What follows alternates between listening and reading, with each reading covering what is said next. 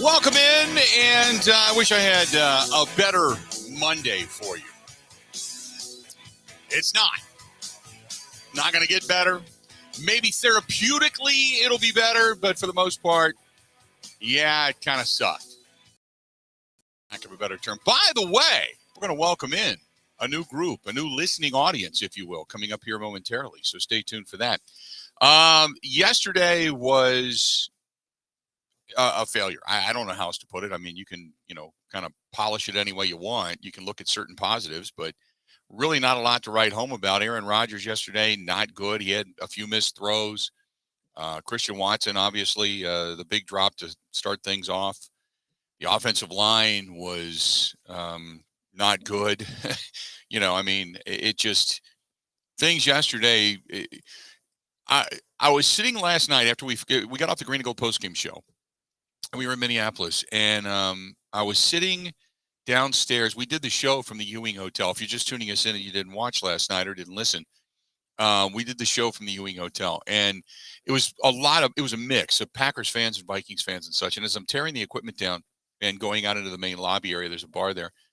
And I was talking to a couple of people before I went up to my room, and the one thing that kept coming up from both Vikings fans and Packers fans was the Packers just didn't match the energy. They just didn't match the energy. I mean, it's an opening weekend, and how do you know? Aaron Rodgers said, "We're paid professionals." How do you not match the energy? The adrenaline rush coming out of the tunnel, guys jumping up and down, waving their arms. That was your adrenaline rush, and it was like they just gave it all away in that moment of being introduced as the Green Bay Packers, and then they come running out onto the field. And that was it. And, and then YE66 says, well, week 1, preseason, week 4, and players and coaches and coordinators and such. Look, that's crap. I said this year coming into the season, I don't care about the regular season. It's about getting to the postseason. This team last year laid a massive egg, came back, and then obviously had the best record in the NFC. So I'm not in panic mode by any stretch of the imagination. I wonder what goes through Matt LaFleur's head. I wonder what goes through Aaron Rodgers' head when they continually make excuses as why not to do things. And then when they fall short, they keep saying, well, we got to be better. Well, you just made all the excuses why you're not going to get better. You think you're good. You're not good.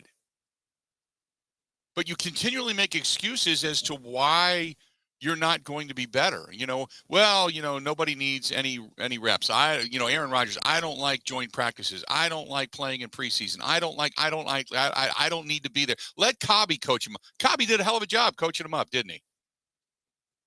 All the excuses not to do something. That to me kind of throughout the preseason, I thought, you know what? I'm not going to jump on this because let's just wait and see, But all of the excuses why not to do something, and you came out and got your ass handed to you. Now, part of character is how do you respond? It's not how you fall down in life, it's how you get back up. So now we'll wait and see. So like I said, I'm not panicking, but there was nothing really that good about yesterday. I will say this too, and I love Mason Crosby, you know that. And I think Mason's going to be fine. But in the leg strength yesterday department, man, did you watch their kicker? Man, that guy was hitting from all over the field in pregame. I was watching both him and Mason. Now Mason was hitting 55-yarders and 50-yarders. He wasn't hitting it by a ton. I mean, he still had probably 7 to 10 yards to spare, maybe 5, but he was hitting. He was hitting, and I was impressed by that. But man, just in watching what they were doing, it was a drastic difference. Just a drastic difference. Kirk Cousins yesterday outperformed Aaron Rodgers, 23 of 32, 277 yards. Rashawn Gary got to him early on in the contest, and that was about it. Other than that, he wasn't hurried too much. A couple of touchdowns, both to Justin Jefferson, who I think Justin Jefferson was still catching passes even after he left the stadium last night. 9 catches, 184 yards, a club record. He averaged 20.4 yards a catch. And that long one of 64, that didn't even get into the end zone. And a couple of touchdowns. And collectively, the Packers threw for 260 yards. Technically 195, but collectively, when you look at all the receivers and what they did, 260 total yards. But he spread it around. A.J. Dillon was your leading receiver with 5 catches for 46 yards. I really thought, and I'm going to raise my hand here and say that I was wrong. I really thought that the offense would be running much more effectively. It would be dinks and dunks, and they really kind of ran the offense the way it was supposed to be run in the second half of that ballgame, specifically on that scoring drive. You know, a little bit of ground and pound, a couple of quick outs, a little bit more back to the ground and pound. No deep threat. None. They really don't. Christian Watson ends up getting a 25-yard reception. He had 2 catches. There should have been 3, and the first one should have been a touchdown. We all know that. But it just not good. Not good. 877-867-1670, 877-867-1670. Hopefully you're enjoying the day today, and you're kind of recovering just a little bit from what went down yesterday. If you want to chime in, that's the way to do it. You can hit us up over on Twitter as well, at Bill_Michaels, at Bill_Michaels. You can find us there. I'm broadcasting today a little bit different setting, if you will. I am, if you're watching over on the Bud Light live stream, today we are at WAYY in Eau Claire at 105.1 Sports Talk Radio. I'm downstairs, kind of in the bunker, if you will. Coming back, I'm doing some stuff here in Eau Claire tonight. I'll be in La Crosse tomorrow. And then tomorrow night, we'll be at Celebrations on the river, the final cigar dinner. And then after that, heading up to Tomahawk, Wisconsin. Going to be up there for a few days. And then back at it for the Green and Gold postgame show. After the evening contest between the Bears and the Packers. Boy, you talk about what a game that was. The Bears game, holy mackerel. That game was now I hate the fact that the Bears won. Let me point that out. 19-10. But I love that game where it's just pouring. It's just a mess. And it's grinded out, man on man, pound football. Pound football. And yesterday, Justin Fields just got the best of them. Make no mistake about it. Now, again, I don't think the Bears are going to do anything, okay? But make no mistake about it, that was a big win for the Bears. Eberflus gets his first win as the head coach. They did it in unbelievably inclement conditions. And then they get to celebrate. I'll tell you this, cold is nowhere near as cold when you win. Wet is nowhere near as wet when you win.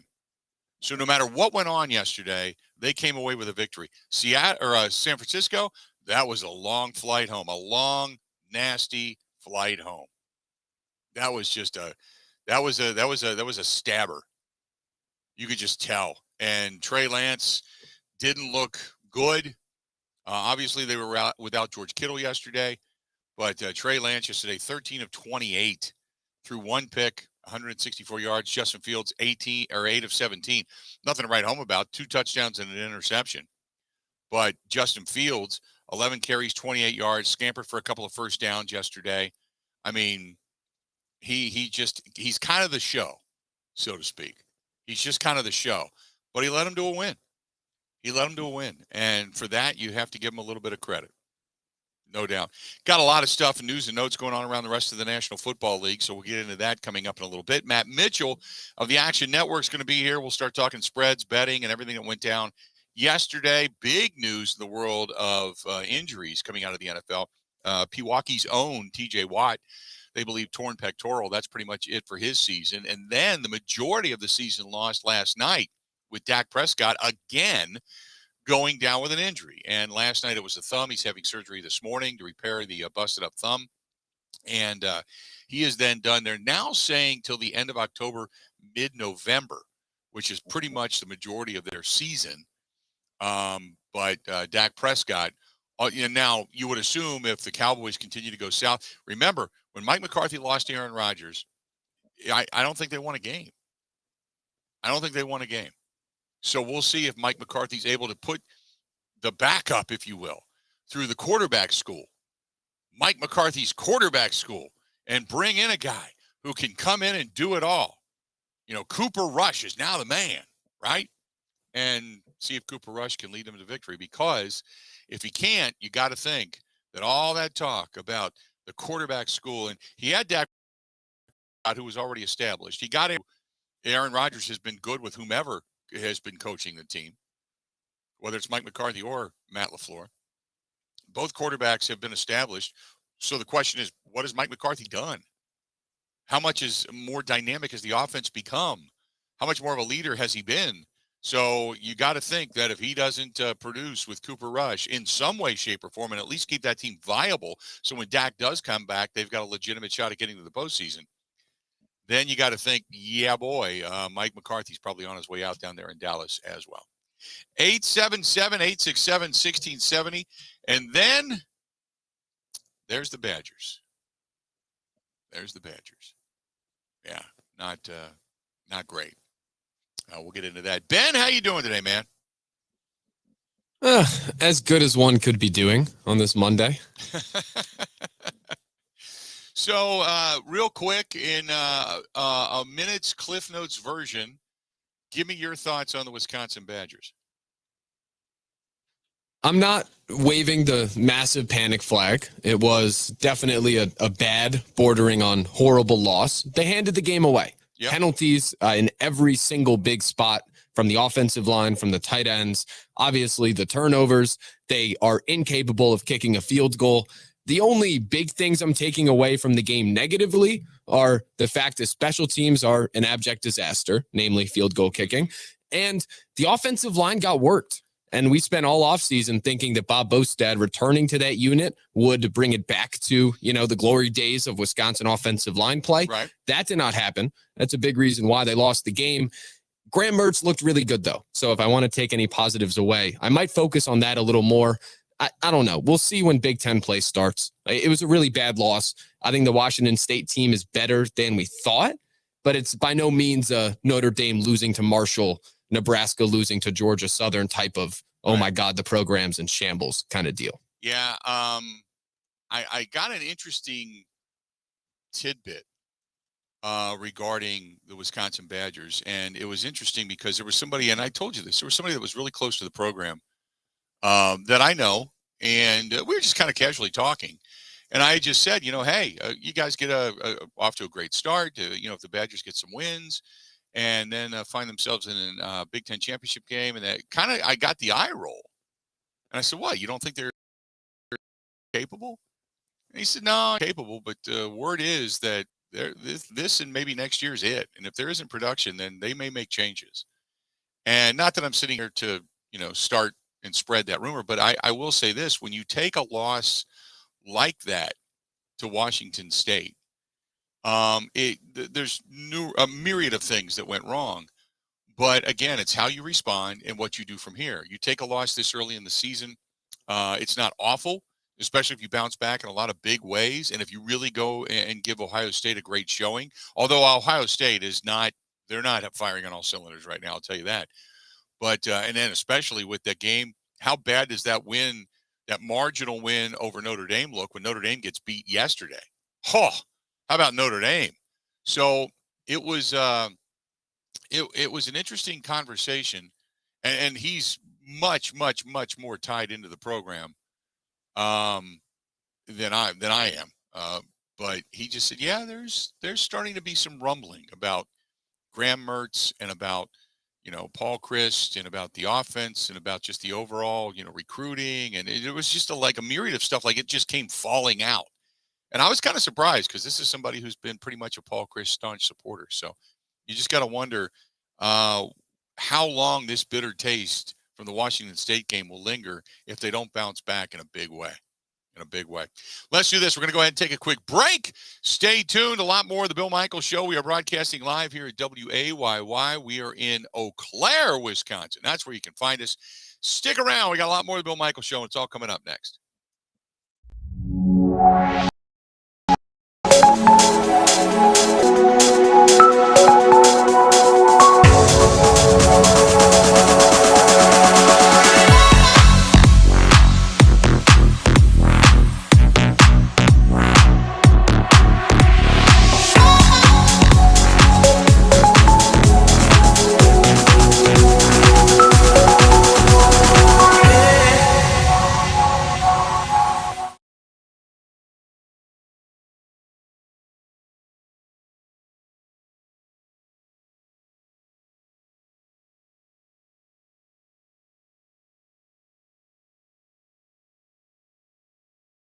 Want to make your summer even better?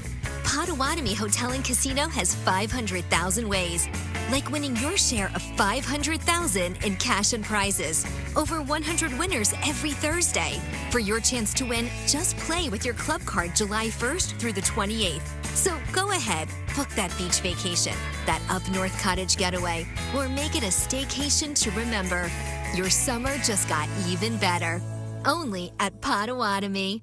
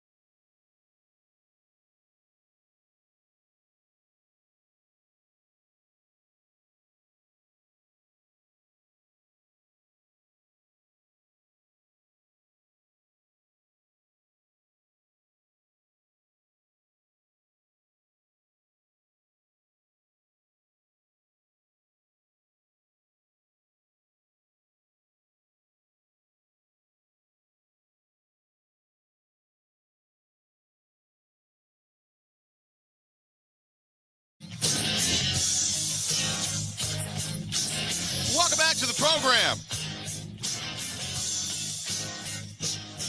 Bill Michaels Show. We continue on broadcasting live here in Eau Claire. Eau Claire, Wisconsin is where you can find us. And coming up here in a little bit, we're going to have, we got numerous stuff. Matt Mitchell is going to be joining us from the Action Network. We're going to talk about the betting odds and such as this week unfolds, also what's going on. And then in addition to that, we've got Eric Baranchek coming up. He's going to break down the film from yesterday. Mike Clemens is going to be here. Dan Casper from Sports Talk 105.1 out here in Eau Claire is going to be joining us as well. So we're looking forward to that. So we got a full action-packed show today. I want to get into phone calls because not the way the Packers wanted to start out, and there's plenty of blame to go around. There's plenty of finger pointing that's capable. 877-867-1670. Tony listening to us in Rhinelander. Tony, how you doing today, man? What's going on? Hey, Bill, I'm doing good. Thanks for taking my call. You bet. Hey, my general comment about yesterday's game is, one, I'm not going to overreact. It's the first game of the year. Big deal. They got whooped. But the body language, that's what bothers me. They showed Rodgers more than a few times sitting on the bench, in between sets, and he just was kind of reclined on the bench with his arms back, just no emotion. It looked like he didn't care. That's something we've seen, though, out of him, right? I mean, he's been criticized for that for a long time. If he's fiery, people can criticize him. I mean, I saw yesterday, I kind of kept the binoculars on him quite a bit. And there was at one point he was standing on the sideline.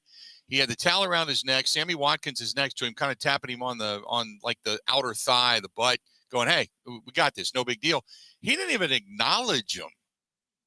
And I thought, boy, that's a little weird. This is the guy you've been propping up. Now, again, it just could be his nature. It could be, just the way things go on the sideline. I don't watch him every minute of every game, but he was clearly upset, when Tom Clements came over and started pointing some things out on that, the Microsoft Surface, and he was pointing at things and he was pissed off. And that meme of him is going around where he's pointing at two different things and saying what's bad and all that kind of stuff. So he just. And yesterday in the post-game presser, he also alluded to the fact that mental preparation, in other words, guys missed assignments. Guys didn't know where they were supposed to be. Now, part of that is, okay, I get it. You're talking about young guys or people playing a different position, man, that is not familiar to them. On the other hand, isn't that what a leader does? You put your guys in position to be successful, whether it's Matt LaFleur or Aaron Rodgers. And I know guys have to learn the route trees. Guys got to learn to understand coverage and such. That's going to come with time. But this is all this stuff that I've been preaching about, saying you can't just have Cobby coach them up. You can't. You got to build relationships with these guys, because look at the difference is you lose Devontae Adams, number one receiver in the National Football League. He goes off to Oakland. Or over to Las Vegas. We all know that. And yesterday you struggled, couldn't move the offense. Tyreek Hill, one of the best receivers in all of football, goes to Miami. Yesterday, Patrick Mahomes throws for 5 touchdowns. So, I mean, granted, they've got a good football team and they've got a lot of things going for them. Kansas City does. But my point being is he was on the same page with his guys. He was on the same page with a lot of the new people that he was starting to take a look at. Aaron Rodgers struggled. And it just seems like if you don't come up to his standards, things are bad. Well, damn it, sometimes you need to go down and drag everybody else back up the hill with you. You can't point the finger and say, well, Cobby will do it. I'm going to go get my butthole clean and I'll be back when I'm done with it. You can't do that. And that's, again, I'm getting all riled up because I don't give a damn about the regular season. It's all about the postseason. I'm sure they'll get there. But there are two different styles. It's worked for Aaron Rodgers, but right now, they need him the most because he does not have the talent around him that he had when he first took over this team. You know what I mean? Yeah, I agree. Yep, no doubt. Man, appreciate it, Tony. Thanks for listening to us in Rhinelander as well. Ronald says if you see another bad game against Chicago, his attitude showed yesterday, making him think about opting out of this year. If you would make it a point to spend some quality time with the new guys and maybe develop a rapport with them, things might be better. Tom says the drop by Watson, 100% inexcusable. He was a high round draft pick. He absolutely has to make that catch. He has a number of drops in camp. Shame on management for not adding a proven veteran wide receiver. Jim says also play Rodgers in the preseason. A lot of quarterbacks don't play in the preseason. I understand it because there were people pointing that out yesterday. Well, it's not about the preseason.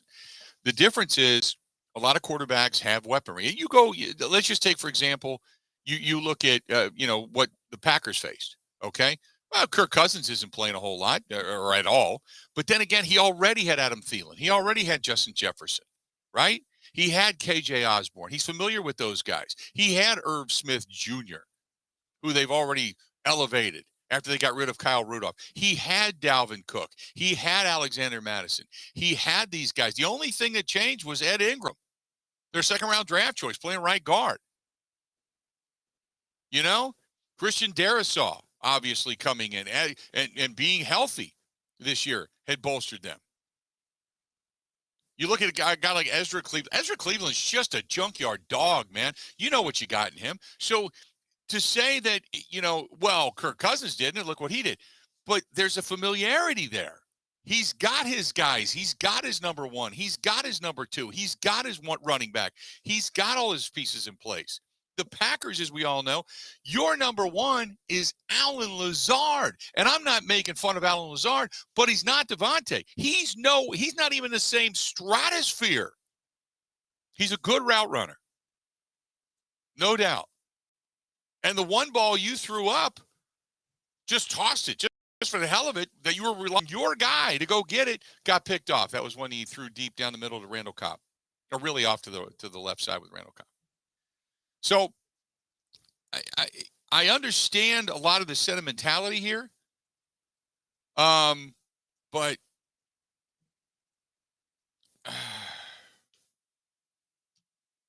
it's just disappointing because the team looked unprepared, and ultimately that falls on Matt LaFleur. And I go back to all the excuses made of I don't want to go. I don't think I should have to go to camp. I shouldn't have to go to OTAs. I shouldn't have to work with these guys. Cobby will coach them up. We shouldn't be doing joint practices. I don't like that. We shouldn't be playing in preseason. I don't want to do that. I know it all. Well, I've said it before. I know you do. The guys around you don't. The guys playing different positions around you don't. So anyway, it was a lot of excuse making. And as much as we can go back to that, and we can say, here you go. Now the question is, how does this team move forward? And that's where Matt LaFleur, much like last year, when they came out and just laid that craptastic egg, just like last year, they've got their work cut out for them. Brett says, Bill, on that point, Rodgers does not play with the right side of the line in those positions. Newman was a guard last year, and Hansen never played a meaningful snap. That was the other thing. Jake Hansen got his ass handed to him. I mean, his ass handed to him. Big time. That was an ugly point of contention yesterday as well.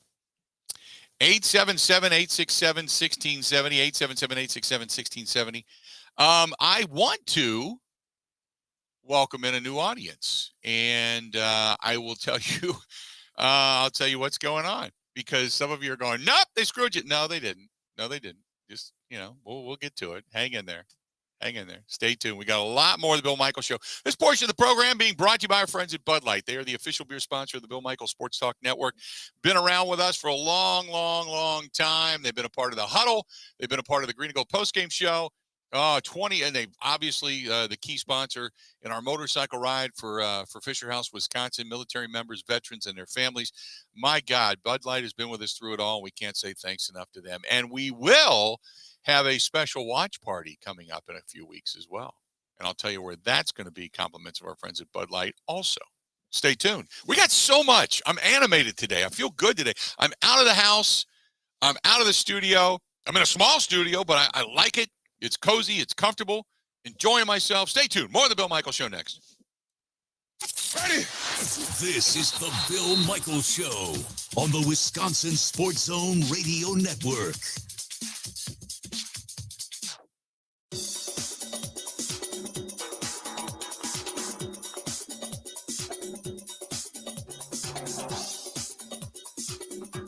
Bill Michaels will resume in 5 minutes.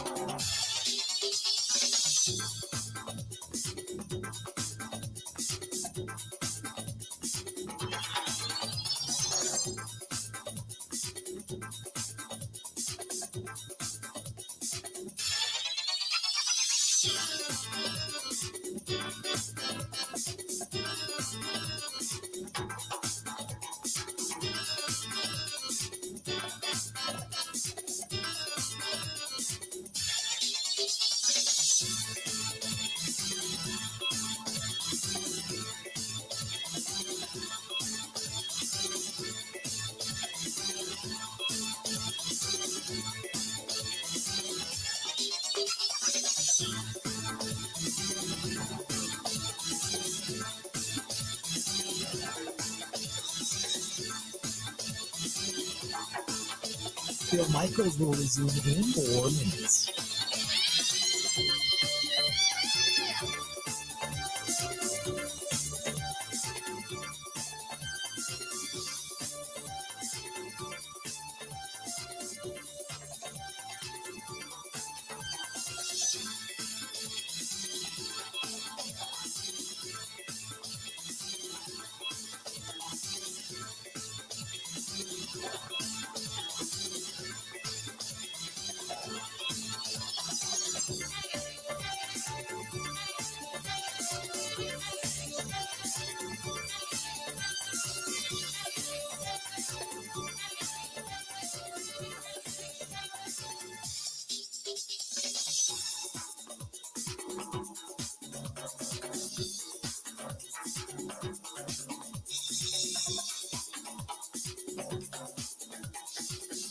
Bill Michaels will resume in 3 minutes.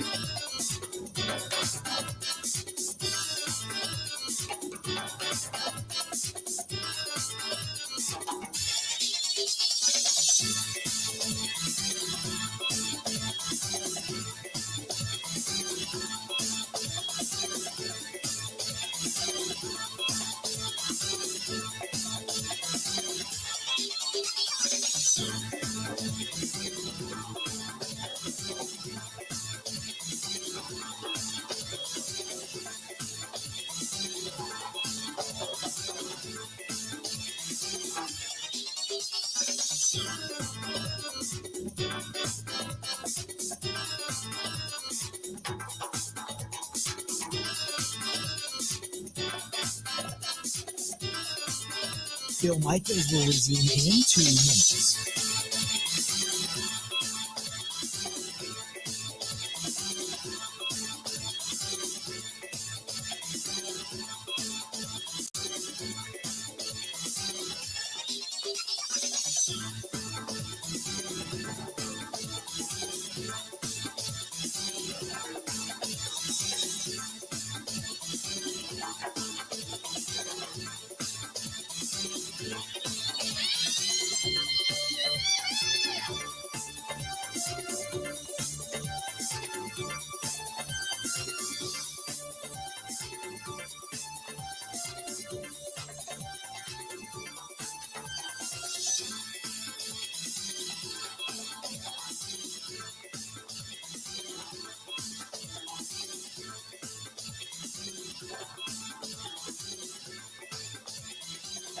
Bill Michaels will resume in 1 minute.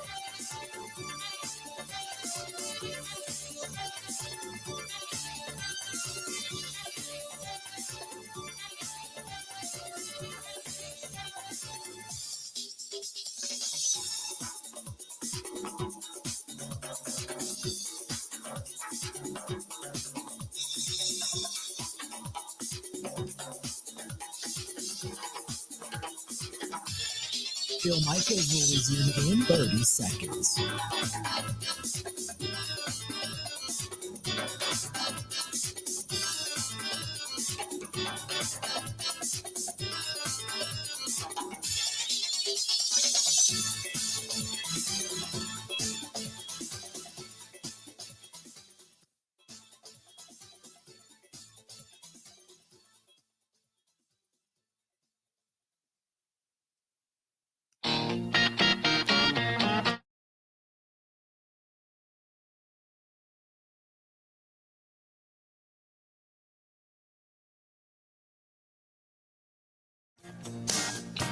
Glad to have you back.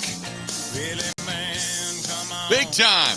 Hey, our friends at Epoxy Flooring Done Right. They provide Wisconsin home and business owners epoxy flooring coating services, polyurea coating services, all at top quality workmanship, but reasonable prices. Different colors, different finishes, even, painting the room that they are doing for you. They do painting as well. From Green Bay to Milwaukee to Madison, everywhere in between. Give them a call. 262-443-2852, 262-443-2852. That's my buddy Sean over there who does fantastic work. Again, 262-443-2852, or go to epoxyflooringdoneright.com. That is epoxyflooringdoneright.com. There you have it. Yesterday, this is from Mark, who said, when you were watching both kickers, who was kicking farther in warm-ups yesterday? Proof positive that it's time for Mason Crosby to retire. And I was saying that Greg Joseph, huge leg. When he kicked that 56-yarder, he made that easily. Now, I was talking about Mason Crosby, and he was kicking pregame. He was kicking pregame, and he was fine. He was 55 yards. Now, he wasn't booming it into the net the way Joseph was. Joseph could have hit probably from 65 had he needed to, especially in those conditions. But Mason Crosby looked pretty good. Looked maybe like, there was a few yards off. And, I mean, the opening kickoff, I couldn't believe they even brought it out of the end zone. That was 5 yards deep into the end zone. So he did what he was supposed to do. But just in comparison, that's all I'm saying. It's just in comparison. But my thought is that Mason Crosby is good. And I would assume he's only going to get stronger as the season goes on. So that was the point of having that discussion early on today. 877-867-1670, 877-1670. Mark says, I loved your video yesterday when the horn was blowing. Yeah, I can't say on the air what I said in the video. You got to go to the Facebook fan page. Facebook or Instagram, one of the two. But if you go to Facebook fan page, just go to facebook.com/The Bill Michael Show, and you can kind of see all the videos and pictures and all that stuff from yesterday. So.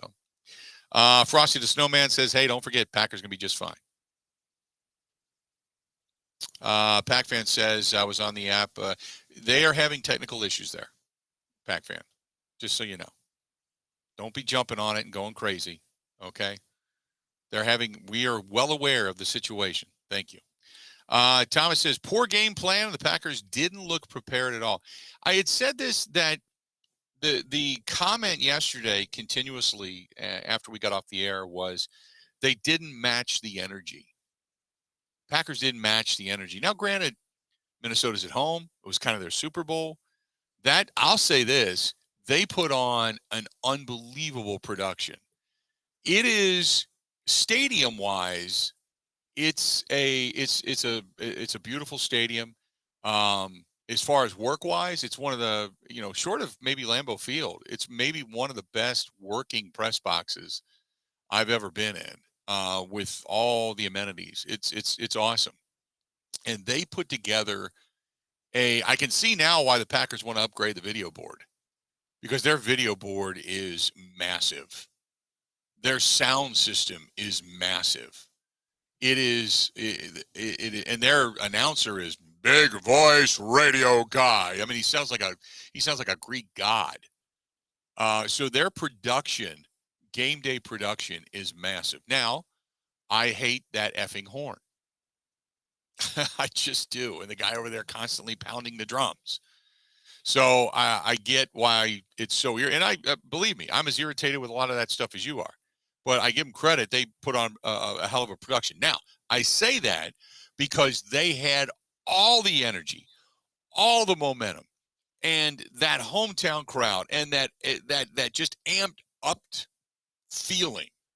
And when the Packers come out, they had it. They had it. I mean, it was just, the Packers had the energy. They were out, they were jogging, they were running. You could clearly tell they were energized. And then it was like, that was it. That opening drive it took it out of them. And I'll say this, when the Packers came out, brilliant call First play, Christian Watson, the draft choice that you went up and grabbed, the guy that is going to come in with all the pressure in the world to replace Devontae Adams. He's got the physicality. He has got the speed. He's got the arms. He's got the width of hands. He's got everything, except for the ability to actually catch the football, which was a knock on him coming into the Green Bay Packers organization. And I said at the time, the last thing that these guys will concentrate on is catching the football. You're trying to learn the route tree. You're trying to learn your moves. You're trying to learn everything the coaches are telling you, where and when to be, right? You're trying to listen to Aaron Rodgers and understand his, idiosyncrasies. You're trying to understand all of that, and then you go out, you get that wide open down the sideline, and it falls right through your hands. It can happen. It happened to Devontae. It happened to James Jones. The one guy it never really happened to in his first year was Jordy Nelson. Jordy Nelson came in with, and I remember interviewing the head coach of K-State at the time, and he said he doesn't drop balls. If they're near him, he doesn't drop balls. His second year, he dropped a few, but not many. But his first year, I don't think he dropped but maybe one. So hopefully Christian Watson goes back to the drawing board and begins to concentrate and then doesn't drop another ball. But, and the opening drive by the Vikings and then that drop seemed to go, it just, the air went out. The air went out. And had Christian Watson caught that ball, I think the game on mentality becomes very real. And that's when suddenly the Vikings look and go, oh, wow, doesn't need Devontae. And instead, no, they came after Aaron Rodgers big time yesterday. Big time. How are the betting lines in all of this? We'll be talking about that when we come back. This portion of the program brought to you by our friends at New Mail Medical, treating guys with ED all over the state of Wisconsin, well beyond the borders as well. And trust me, if you got the ED, you know about it. They have a 98% success rate. If you're sluggish, if you're feeling moody, if you're up and down, you can't figure out why, could be low T. Some low T treatments could be in order. And they work. Make you feel better, energized, all that kind of stuff, better stamina, better mood, more stable, and it helps you to sleep at night, which then kind of parlays itself into the next day. You feel even better. You're more rested. How about the all-in-one weight loss program? Back on it, doing well, loving it, and they got different plans just for you. If you're starting to look at yourself going, boy, we're heading into the winter months. Holidays are going to be here. I'm going to pack on even more. Nah, baby, nah. Go ahead and call them. 414-455-4451. That's 414-455-4451. That's the New Mail Medical Center. More of the Bill Michaels Show next. This is the Bill Michaels Show on the Wisconsin Sports Zone Radio Network. The days are getting shorter, but the racing continues at Road America through the middle of September. For all the information, go to roadamerica.com. That's roadamerica.com. One of the worst things that you can hear, you have cancer. The worst is when you hear the words, your child has cancer. When a child is diagnosed with cancer, it changes their world. Sometimes they can't even do things that they really love, like playing soccer, riding a bike, going to prom, attending school. Children with cancer spend a lot of time away from others, time in the hospital, treatments, tired, nauseous, and they feel isolated. That's where Special Spaces Wisconsin steps in. They provide these children with a special space where they can not only sleep, but they can play, they can heal, they can spend time away from the challenges of their illness. It's a customized bedroom designed just for them. How about a princess castle or a pirate ship or a sports-themed bedroom? They transform that child's existing bedroom into a place that only he or she can imagine, a place for them just to be a kid. This effort is done with teams of dedicated volunteers and sponsors, just like our friends from Pella Windows and Doors of Wisconsin and all the community partners. If you'd like to find out more or to donate, go to specialspaces.org. That is specialspaces.org.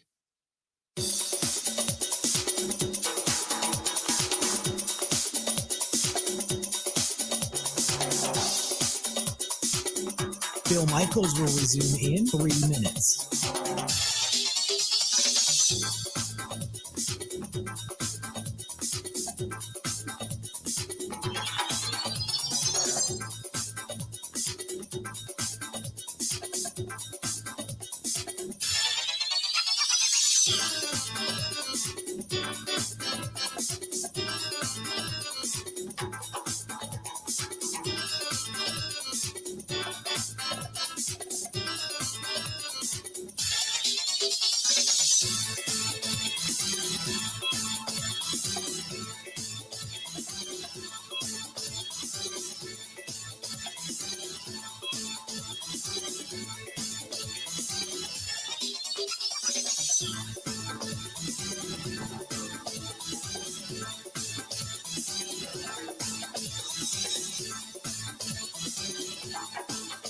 Bill Michaels will resume in 2 minutes.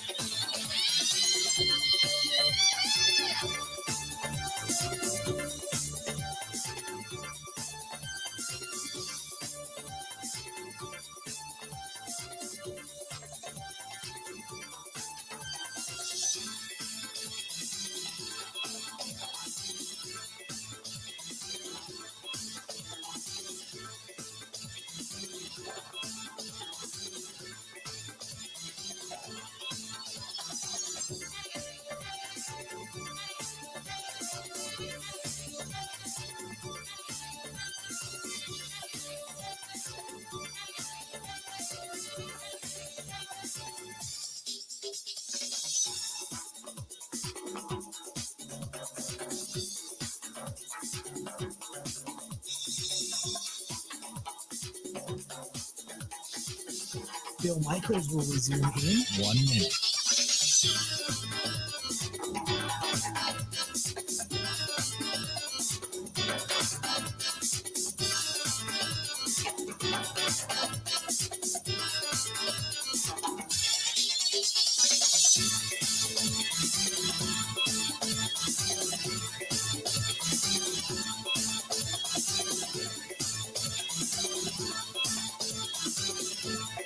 Bill Michaels will resume in 30 seconds.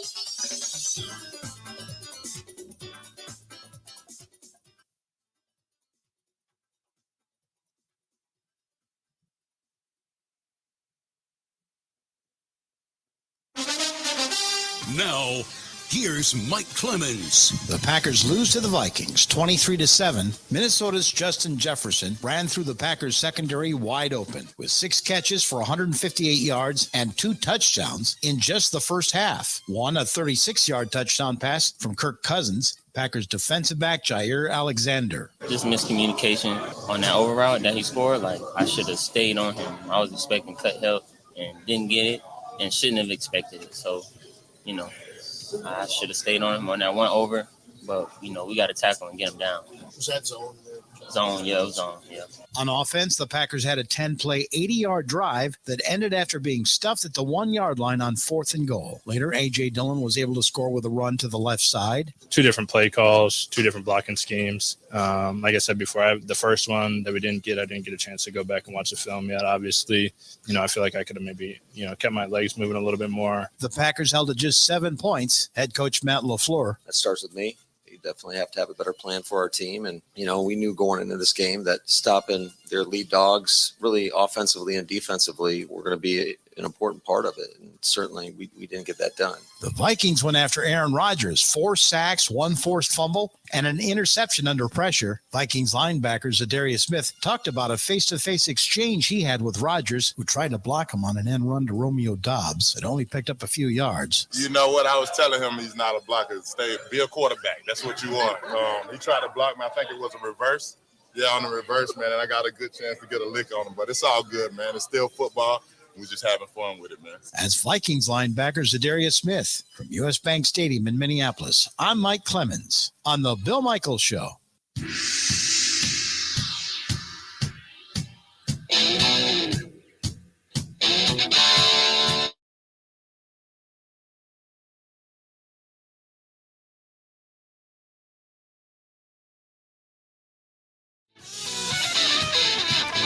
Welcome back to the program, The Bill Michaels Show. Good day today. Time now to look at the betting side of things, brought to you by our friends at Potawatomi Hotel Casino. And don't forget about double points. You can play for some gold. Everybody is a winner when somebody wins at Potawatomi Hotel Casino. You got to go see the casino app for details. Go to paysbig.com. That is paysbig.com. Joining us now from the Action Network, Matt Mitchell. So, Matt, yesterday, boy, a little bit of topsy-turvy, wasn't it? Oh, it was insanity, but it's wonderful to be back in the throes of an NFL season. So yesterday, give me the biggest game that maybe surprised you. Was it the Bears winning over the 49ers, or was it the tie between the Colts and the Texans? I think the Bears game became less surprising when it was clear, as it was to everyone here on the shores of Lake Michigan, that it was going to just be a disgusting weather day. And that, of course, is a great equalizer when it comes to betting. It makes good teams less good. It makes bad teams appear a little bit more pedestrian. The Houston-Indianapolis tie means we have to dust off a tie column in the standings for an entire season, which is a bummer. Right. But I think from a pure shocking standpoint, I think I was most surprised that Dallas is truly as horrendous as they were rumored to be coming into the season. Let's start there. Now, how much do the lines change moving forward with Dak Prescott now being out? Yeah, they're going to move in a significant way. We have some sports folks already paying out customers for their Dallas season win total unders as an act of good faith. It's a disaster. It's just a disaster in Dallas right now. Looking at them, the Bengals are visiting them next week. They're almost a touchdown underdog. Definitely a reflection of the lowly Cooper Rush taking over a quarterback. Their ship is totally sunk. Well, yesterday, speaking of that, Cincinnati, 4 picks by Joe Burrow, which was unexpected, and then their kicker missed the field goal. Or the extra point and gets it blocked. I mean, special teams played into this. Obviously, Joe Burrow played into this, but Pittsburgh on a 7-point spread goes in and gets a win in Cincinnati. That was a little bit of, and then obviously losing TJ Watt along the way. That's another kind of game changer, right? Oh, enormous. What a wild game that was. As someone on our podcast, the Action Network podcast, said last night, Joe Burrow was giving away interceptions like Oprah giving away cars. Everyone gets an interception. You get an interception. You get an interception, which is just, very atypical for someone like that. The insanity of those last 4 field goal and extra point attempts in that game was, it's why we love the NFL. It's nice to be back, but I was not surprised Pittsburgh covered. I was surprised, though, that they got the outright win. Then the other one, the Giants. Giants, a little bit of a shocker. Giants knock off Tennessee. Tennessee had opportunities to win that game, but when you get Saquon Barkley out rushing Derrick Henry, boy, I tell you what, that was rather interesting because Saquon Barkley almost doubled. Well, actually, I think he did double him up, if I'm not mistaken, listening this morning, with 164 yards over like 80, 82, I think, for Derrick Henry. Boy, you talk about an over and under there. Yeah, Brian Daboll comes over from Buffalo, and he laid his cards on the table there, going for the win. It was a real tone setter for the season. Getting the outright win is 2-1 underdogs. Just an incredibly impressive and gutsy performance from that team on the road. And Daniel Jones continues his dominance as a road underdog.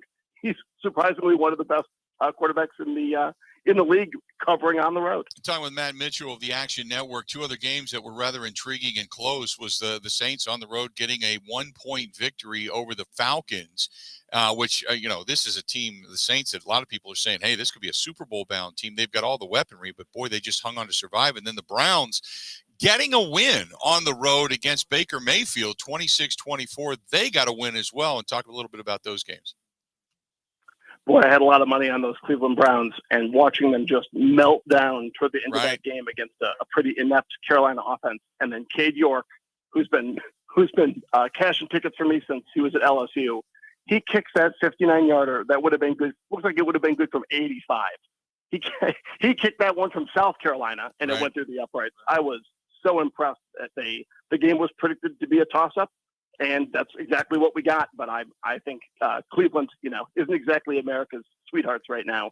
They'll be limping along until Deshaun Watson, returns. Right. But a good win for Carolina, trying to put their team on the right track. Give me your thoughts on tonight's contest. Broncos on the road, the return of Russell Wilson back into Seattle. So Seattle they opened as a 4.5-point underdog in May. That's moved all the way to a touchdown as it stands right now, which is a significant move. Seattle is the least popular Monday Night Football bet since 2016. They are just they're starting 2 rookie tackles on the offensive line. The third time since the NFL merger in 1970, a team has opened a season that way. I think it could get dark early for Seattle. I'm going to skip that side entirely. Under seems like the play. Under's already hit in 10 of the first 15 games in week one, I think we could see another slugfest here. Two things real quick. One, the Badgers, are we adjusting our win total for the Badgers? Tell your boy, Ben Kenny, that you're just allowed in America to spend your money on anything you want. You can buy sneakers and houses and trampolines, and he wants to spend his money on Graham Mertz as a favorite. Poor guy. He's just out to sea right now. They are 37.5-point underdogs or favorites against New Mexico State. They looked so shaky against Illinois State at times. I don't know if you back them until they can prove they are ready for prime time. Yeah, I'm taking the under. There's no way. No way. Good stuff. Yeah. All right, buddy. We're running out of time. I appreciate it as always. We'll talk again on Friday and give all the spreads for the upcoming games this weekend, okay? Thanks, Matt. Good luck. There you go. Matt Mitchell, the Action Network. old boy Uncle Mitch over on Twitter. You can hit him up there. We got a lot left to go. Stay tuned. Coming up at the bottom of the hour, we're going to break down all the game film. Eric Branchek of the Green Bay Press-Gazette is going to be joining us. We're also going to hear from Dan Casper coming up this hour, I believe, as well. From out here, WAYY, Sports Talk 105.1 in Eau Claire. We got a lot more to get to. Stay tuned. We'll be back right after this.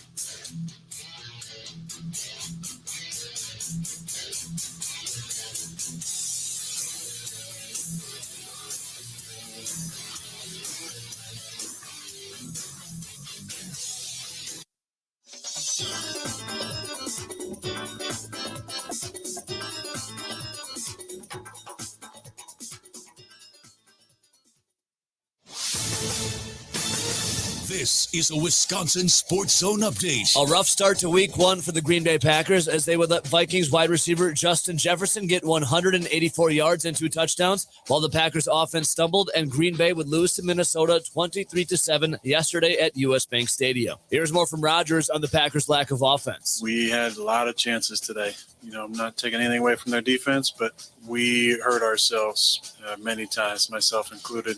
I had a lot of opportunities to score more than 7. Head coach Matt LaFleur also reacts on another week one loss. We have to coach so much better. This is 2 years in a row where we've come out week one and have not looked prepared. So I think all of us will look inward and we'll make the necessary corrections because there's no time to feel sorry for yourself in this league. And we know we're going to battle a Chicago Bears team that's going to be coming in flying high off a big time upset of the 49ers. Yesterday did see a win, though, from the Milwaukee Brewers. Rowdy Tellez would homer twice as the Crew would get a win over the Cincinnati Reds 7-6. Milwaukee still sits 8 games behind the Cardinals for first place in the NL Central and just 2 back of the San Diego Padres for the final wild card spot.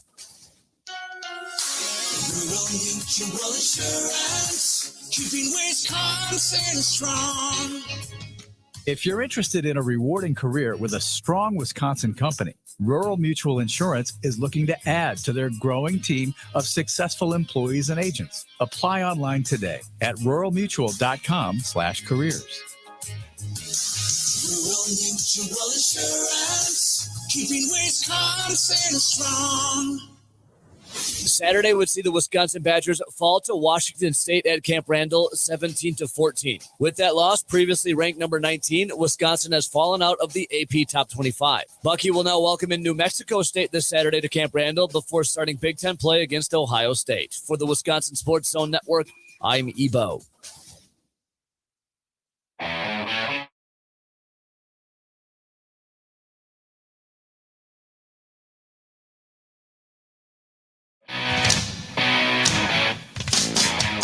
Number 2, and we are glad you're here. Bill Michaels Show on the air on a day that you wake up and you're like, kind of mixed feelings. You think, you know what? They got blown out in week 1 last year, came back to be one of the best teams, the best team, as a matter of fact, in the NFC. Ultimately, it didn't do them any justice because they fell right away. On the other hand, you can say there's a lot of negative. You can look at the body language. You can look at, Eric Stokes, who had so much promise coming into the season and playing throughout the season last year, who just got torched yesterday, not taking Zach Tom over Jake Hansen. Jake Hansen got his ass handed to him.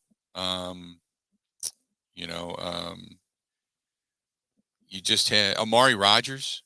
non-existent, basically. He's a below-average returner, in my opinion. So he bulked up. He looks better. He looks the part, but still, really nothing there. As a matter of fact, when it came to receiving yesterday, being a part of the offense, there wasn't any. He had one carry for -1 yard. That was it. There was nothing there. You got to question Joe Barry, because after the game yesterday, Jair Alexander said specifically, I asked to be on Justin Jefferson all day. All throughout practice last week, he kept saying, I want to be on him. I want to be on him. I want to be on him. Now you got to go to Joe Barry and go, what the hell were you thinking? He ended up with Devondre Campbell, Eric Stokes, Adrian Amos, all covering him at certain times, and of which he had an absolute field day. Just for whatever reason, they didn't do it. Obviously, you can talk about, the little tete-a-tete between Aaron Rodgers and Zadarius Smith, which we're going to hear from Zadarius' side, because Aaron Rodgers said, I have no comment. He didn't, and I don't even think Zadarius is telling us the truth. I don't think he's telling us the truth. I think when he says, I was just telling him you're a quarterback, not a blocker, I think there's more to it than that, to be honest with you. Then you had, a few people saying, well, Joe Barry deserves a pass because his defense was asked to do so much. No, that was a defense that came into the season yesterday as being this high-powered top 5. And I agree. Look, I think they're going to be fine, but there still has to be some questions as to why. This was very reminiscent of Plaxico Burress running wild in the NFC Championship game, only to find out that at the end of the game, they finally decided to put a double team on him to, shut him down, because Al Harris couldn't stay with him anymore.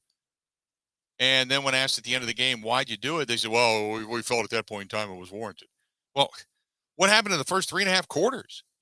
Same thing yesterday. And Quay Walker, it's interesting because Quay Walker yesterday really racked up, statistically speaking, a lot of statistics. 8 tackles yesterday. But the one thing I will say, and I love his energy. This is a guy, there's a positive and a negative here. The positive is his energy was high. He's a sideline-to-sideline guy, okay?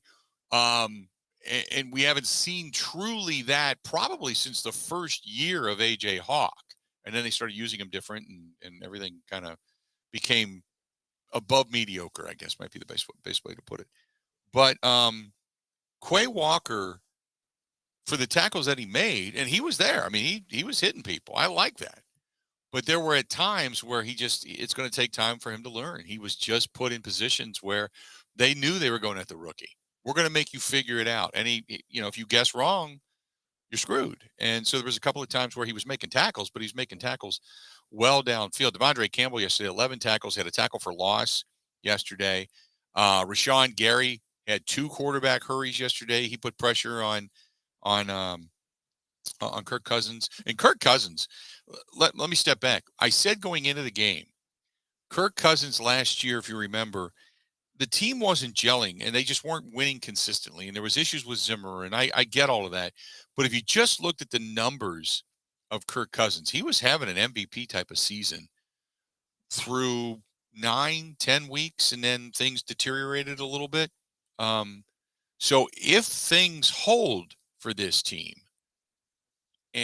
I said he could be, and again this year, he could be an MVP candidate.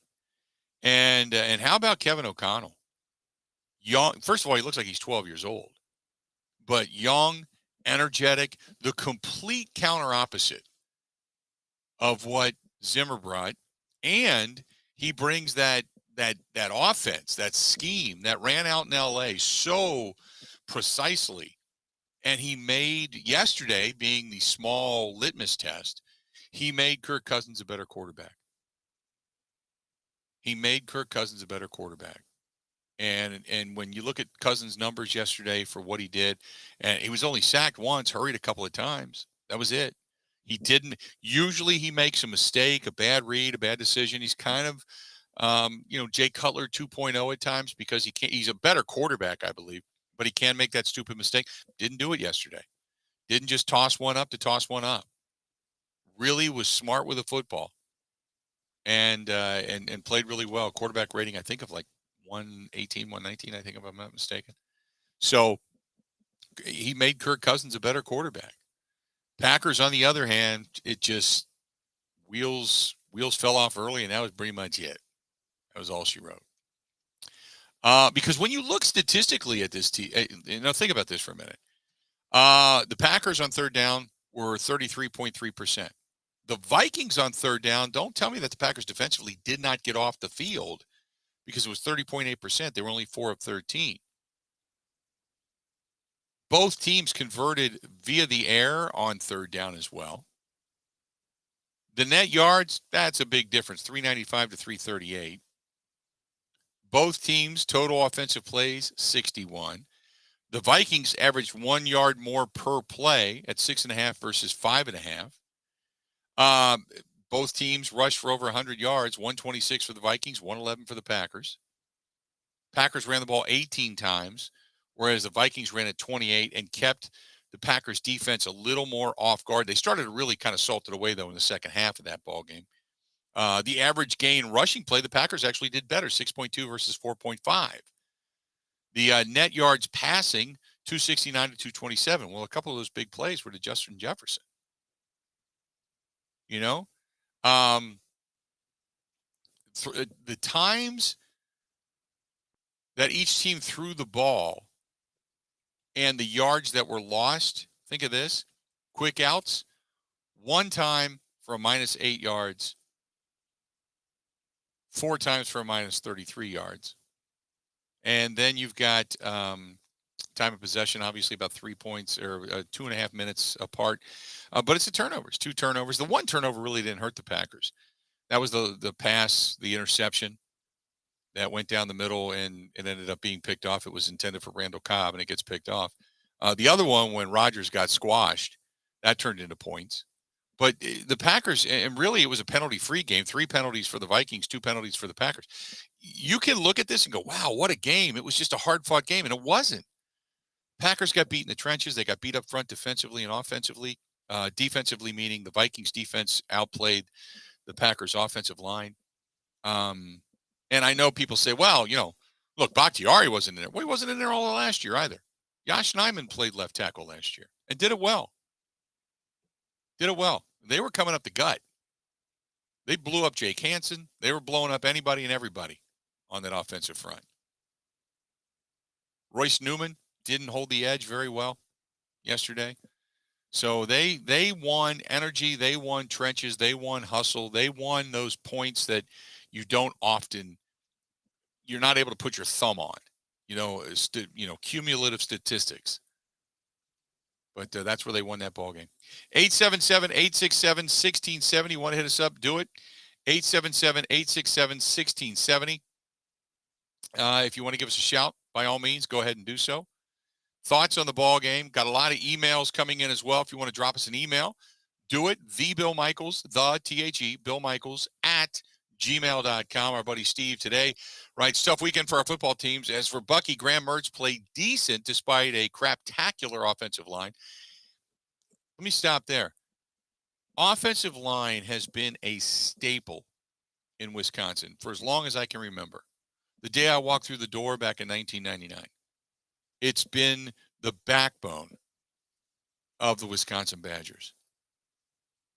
Suddenly, it's a sieve that doesn't get downfield penetration on a consistent basis.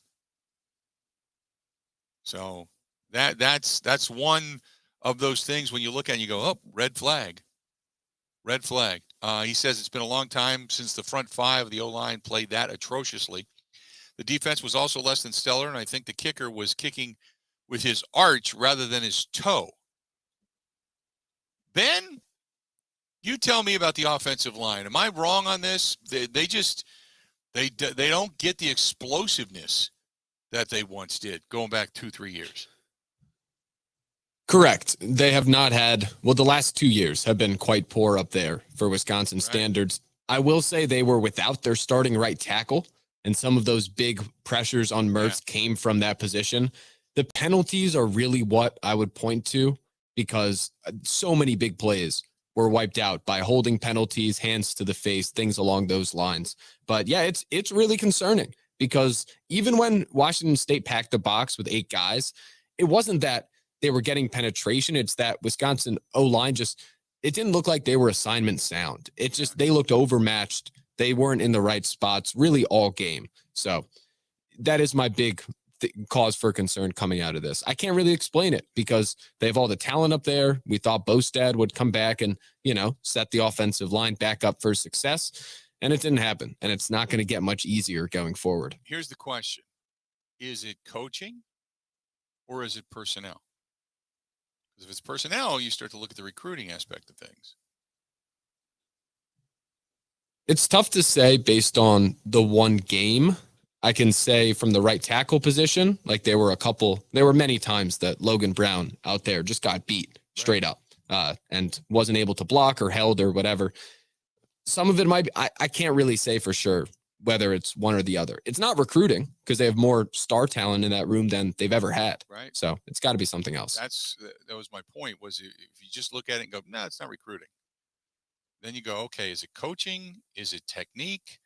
Is it, because coaching is the ability not only to coach technique and fundamentals, but it's also the ability to get through, to be able to knock down any restrictive wall, to say, okay, I'm going to put you in the best position to be successful and give you all the tools to do so. That's what coaching is. And you gotta scratch your head on that, because it was just like, was Washington State just that big of a matchup nightmare that resulted in some of those penalties, that resulted in some of the problems they had up front, where they were just quicker, faster, stronger, whatever it happens to be. They just had a matchup that they believed that they could exploit all day long, that you absolutely positively had no answer for. I find that hard to believe. So anyway, he goes on to say, then we have the disaster of the Green Bay Packers. I told my buddy Christian Watson would have a big splash touchdown. I was almost instantly right, but the drop set the tone for the rest of the day. Extremely disappointed with the defense. Supposed to be top 5. Every aspect of the game was horrible. On a bright side, and I wanted to bring this up, congratulations to UW Whitewater. They cannot find teams to play them because how good they are. And nobody wants to lose their ranking, and some of the lesser teams that you normally want to beat up on aren't playing them as much anymore. So they had to put Mary Hardin Baylor on the schedule. Mary Hardin Baylor, for those that don't know, they're number 1 in the country. They're the defending champions. And they brought them into Perkins Stadium, and they beat them. Kudos to Coach Bullis and the UW Whitewater Warhawks. It was an incredibly exciting game, an incredibly exciting finish. And they come away with a win. That is huge this early in the season, to have that kind of momentum now backing you. Now, it's what you do with it and how you handle success, but man, what a huge win for UW Whitewater. So kudos to them as well. Coming up after the bottom of the hour, we're going to talk with Eric Baranczyk of the Green Bay Press-Gazette. He's gone through the film. He'll look at it and he'll tell us his thoughts on all of this. We'll go through our laundry list of things we want to discuss. If you want to chime in, I'm going to open up the phone lines next. 877-867-1670, 877-867-1670. If you want to find us, that's a great way to do so. You can also email us, no problem there. Simply thebillmichaels@gmail.com. That is thebillmichaels@gmail.com. Our friends at Pella Windows and Doors of Wisconsin want to remind you that, right now, a great time to take advantage of their wide range of the beautiful wood designs. They can be painted. You can stain them. You can get them unfinished. You can complement any decor. So maybe you've got a room with white walls. Pella's expert installers are going to match it with the wood around the windows in that room. Or you can stain others to match the wood tones in other areas of the house as well. And with all the superior craftsmanship, it leaves with no hassle, no mess, all that kind of stuff. Just great results. And they have the best wood warranty in the industry to prove it. So not only do they come out and they custom cut, measure, all that kind of stuff. They measure it, they cut it, they assemble it, then they come out and custom install it. But they've also got a great warranty that goes along with it. And right now, offering an incredible special, no money down, no payments, and charged 0 interest for 24 months. You can't beat that. So get started today. Pella Windows and Doors of Wisconsin.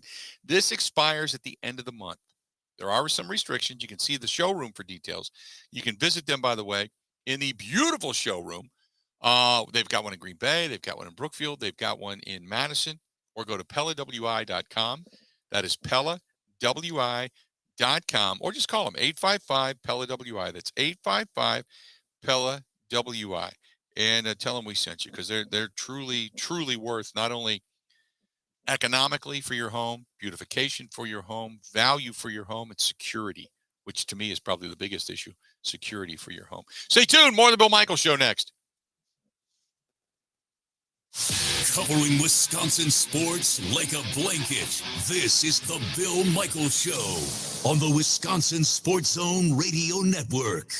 The days are getting shorter, but the racing continues at Road America through the middle of September. For all the information, go to roadamerica.com. That's roadamerica.com.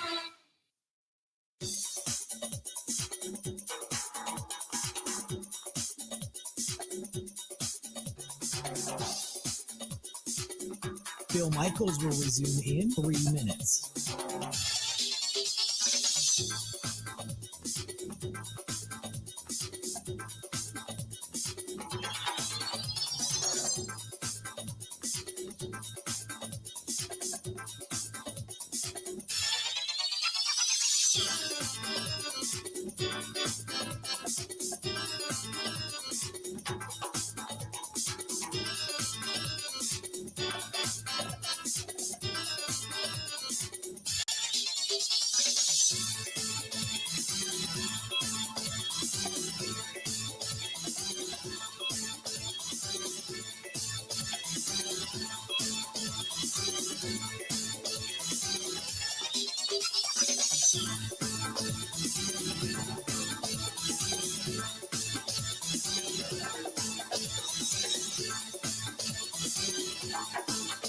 Bill Michaels will resume in 2 minutes.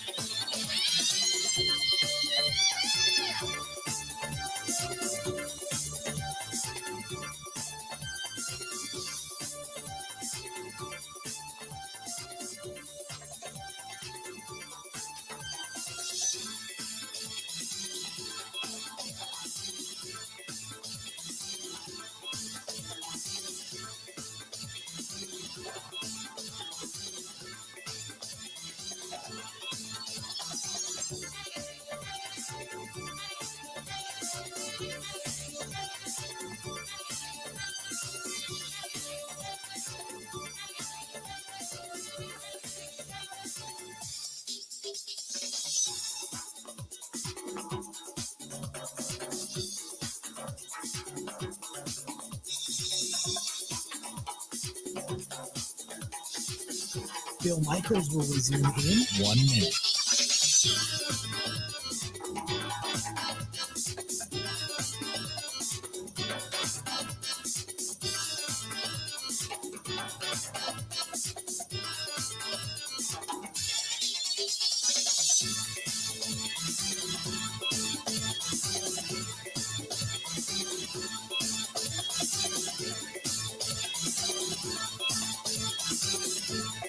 Bill Michaels will resume in 30 seconds.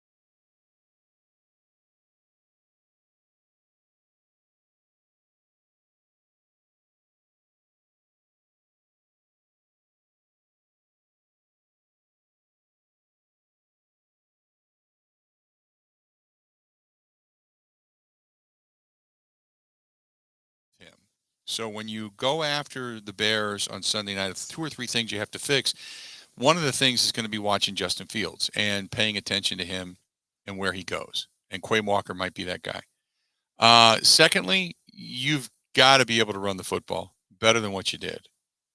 Got to be able to run it better than what you did.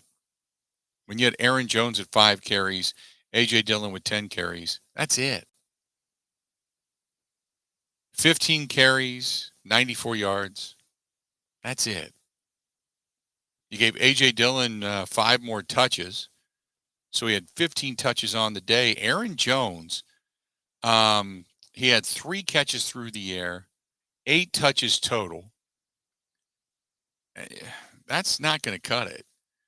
But if you look, you have to have somebody emerge as the number one receiver eventually, don't you? You have to eventually. Sammy Watkins was 3 for 3 with 18 yards. You know, he didn't. And there was a couple of times Sammy Watkins was over the middle. He was wide open. Rodgers did not even look at him. Didn't even look at him. Randall Cobb, 3 targets, 2 catches, 14 yards. It's not going to cut it. It's not going to cut it. I really thought the offense would come out firing. And if I'm Matt LaFleur, I'm telling Aaron Rodgers, this is the way we got to run it. There's not a lot of room for improv here because you don't have that. You don't have the safety net. You can't look over and go, oh, there's a mismatch for Devontae. We're just going to go to him. Can't do it anymore. And the weaponry you once had, when you had 5, 6 guys deep, including Jermichael Finley, it's gone. It's gone. You don't have it. Now you got to work for it. So you can spread the ball around and have all these different, receivers, if you will. But I think that they're going to have to run the ball a little bit more. Aaron Jones is such a good weapon. And to only get the ball in his hands 8 times, that to me, you're going to change that. And then last but not least, I don't know. I mean, some people brought it up and said, wow, at least special teams didn't cost us. Damn near. Not once, but twice. Almost had 2 punts blocked. Up the gut. Return game? Not horrible. Amari Rodgers had 1 punt return for 12 yards. It wasn't bad. He caught the ball, and it took it right up the gut. I was impressed. A couple of little juke moves and picked up 12 yards. Not a bad way to go. But 5 touchbacks and only 1 ball returned for 14 yards. It's not like he's unbelievably dynamic, but only 1 punt return for 12 yards. And you almost had 2 punts blocked. Now Rick says you got to play Elton Jenkins and David Bakhtiari. True, but you got to play them when they're ready. I go back to we were doing the huddle out at the Wisconsin State Fair Park, if you remember, a couple of weeks ago. And that's when word got out that Elton Jenkins and Matt and Dave Bakhtiari, they might be ready for week 1. And suddenly that was just trending. Oh my God, all is right with the world. And Mike said, no, they're not going to play. They need time.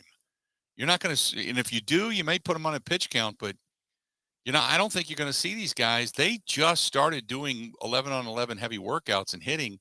They're not just going to say, okay, you got 2 days worth of hitting, and there you go. You're right back on the football field trying to fend off, Danielle Hunter and Zadarius Smith. You're not doing that. So and I said, look, I started to doubt Mike. I don't doubt Mike very often, but I started to doubt Mike because word coming out of Green Bay was that looks like Bakhtiari's going to be ready to go. And then we had that conversation on Thursday, and he said, I'm telling you, they're not going to play. And sure enough, they didn't. So maybe they get a little more integrated this week, and maybe you see both of those guys come back. But you'd like to see your bookends back for sure. And this might not be a bad game to get them back into, without a doubt. 877-867-1670. Darren says got to get the backs involved in the passing game a lot more. See, as much as you want to say that, be careful what you wish for, because you got to find a receiver that's going to emerge. Scott says Packers going to be fine. No film on the Vikings offense, so let's see what happens after a couple of months. See you in the playoffs in January. But wait a minute. There was plenty of film because nothing changed on that Vikings offense personnel wise. The only thing that changed was the head coach and the play caller, and all you needed to do was look at what they did to you and what you schemed against. You had success against the Rams, and all you got to do is look at what they did against Cincinnati and that pretty solid defense in the Super Bowl. It was a lot of the same stuff. Some misdirection, some crossing patterns, getting a mismatch with Justin Jefferson. If the Packers weren't going to shadow him, they were going to put him all over the field. They're going to put him in the wideout. They're going to put him in the slot. They're going to move him all over, put him in motion, and get him the football. And that's what they did. They did a lot of that yesterday.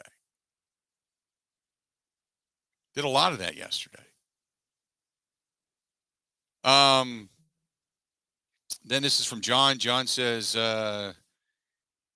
he's had Adams opposite him for so long. He's come to rely upon him. He is the safety blanket. He doesn't have him anymore. He's out on a tightrope all by himself, and Aaron Rodgers can't figure it out.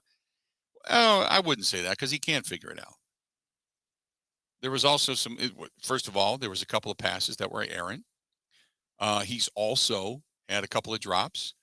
A couple of guys, there was a couple of passes that just looked bad, and you went, oh my God, does Aaron Rodgers miss that bad? No, guys turned the wrong way. So I'm not going to sit here and blame it all on Aaron Rodgers. I'll tell you that. But you need a lot more.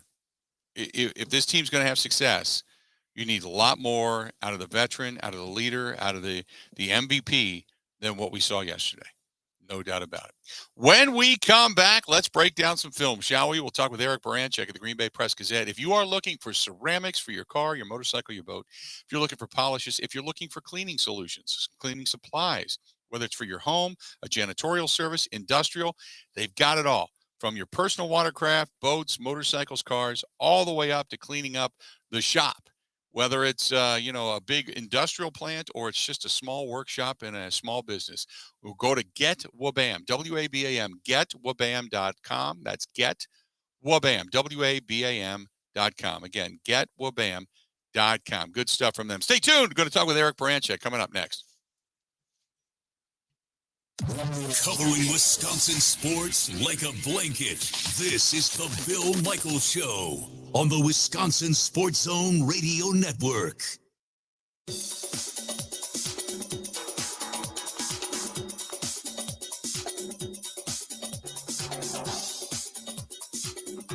Bill Michaels will resume in 5 minutes.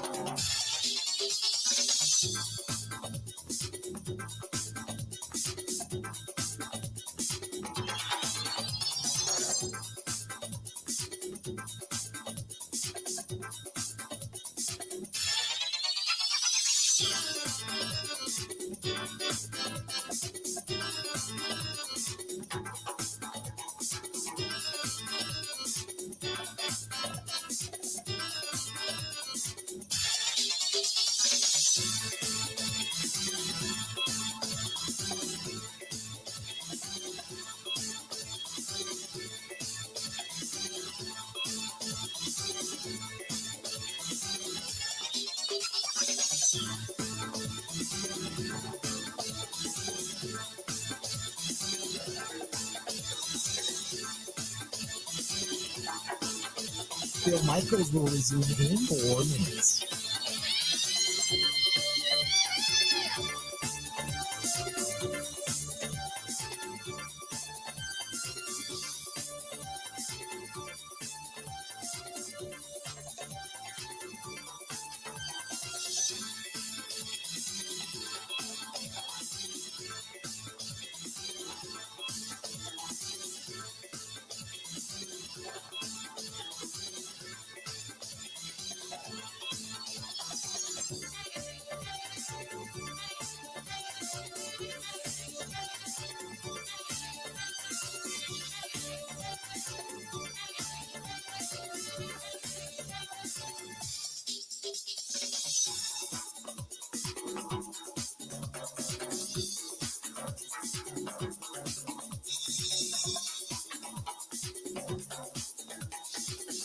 Bill Michaels will resume in 3 minutes.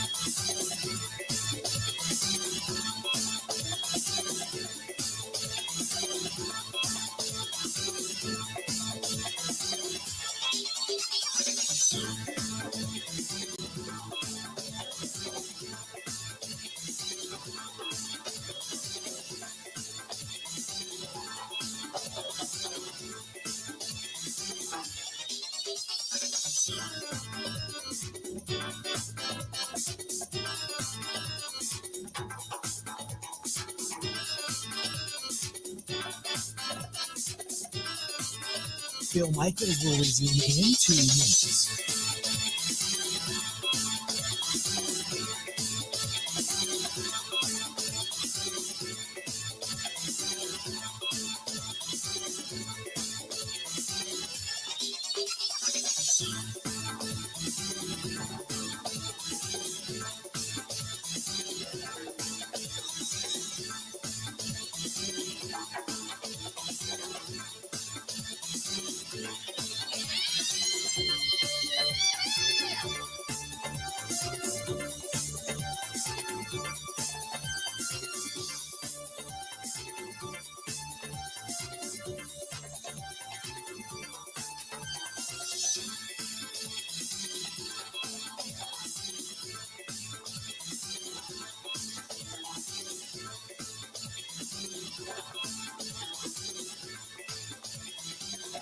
Bill Michaels will resume in 1 minute.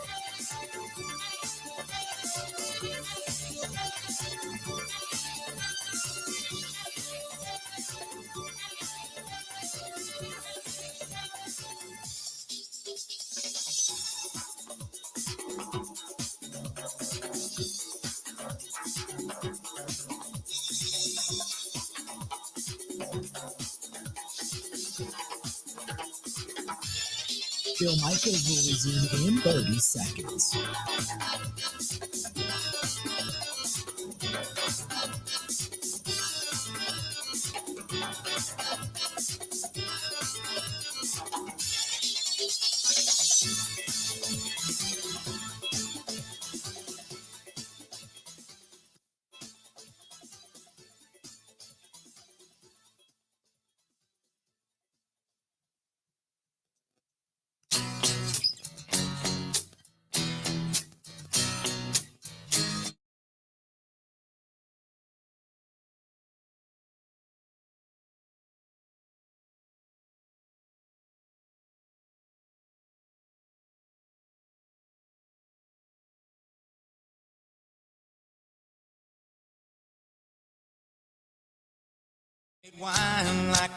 Welcome back to the program.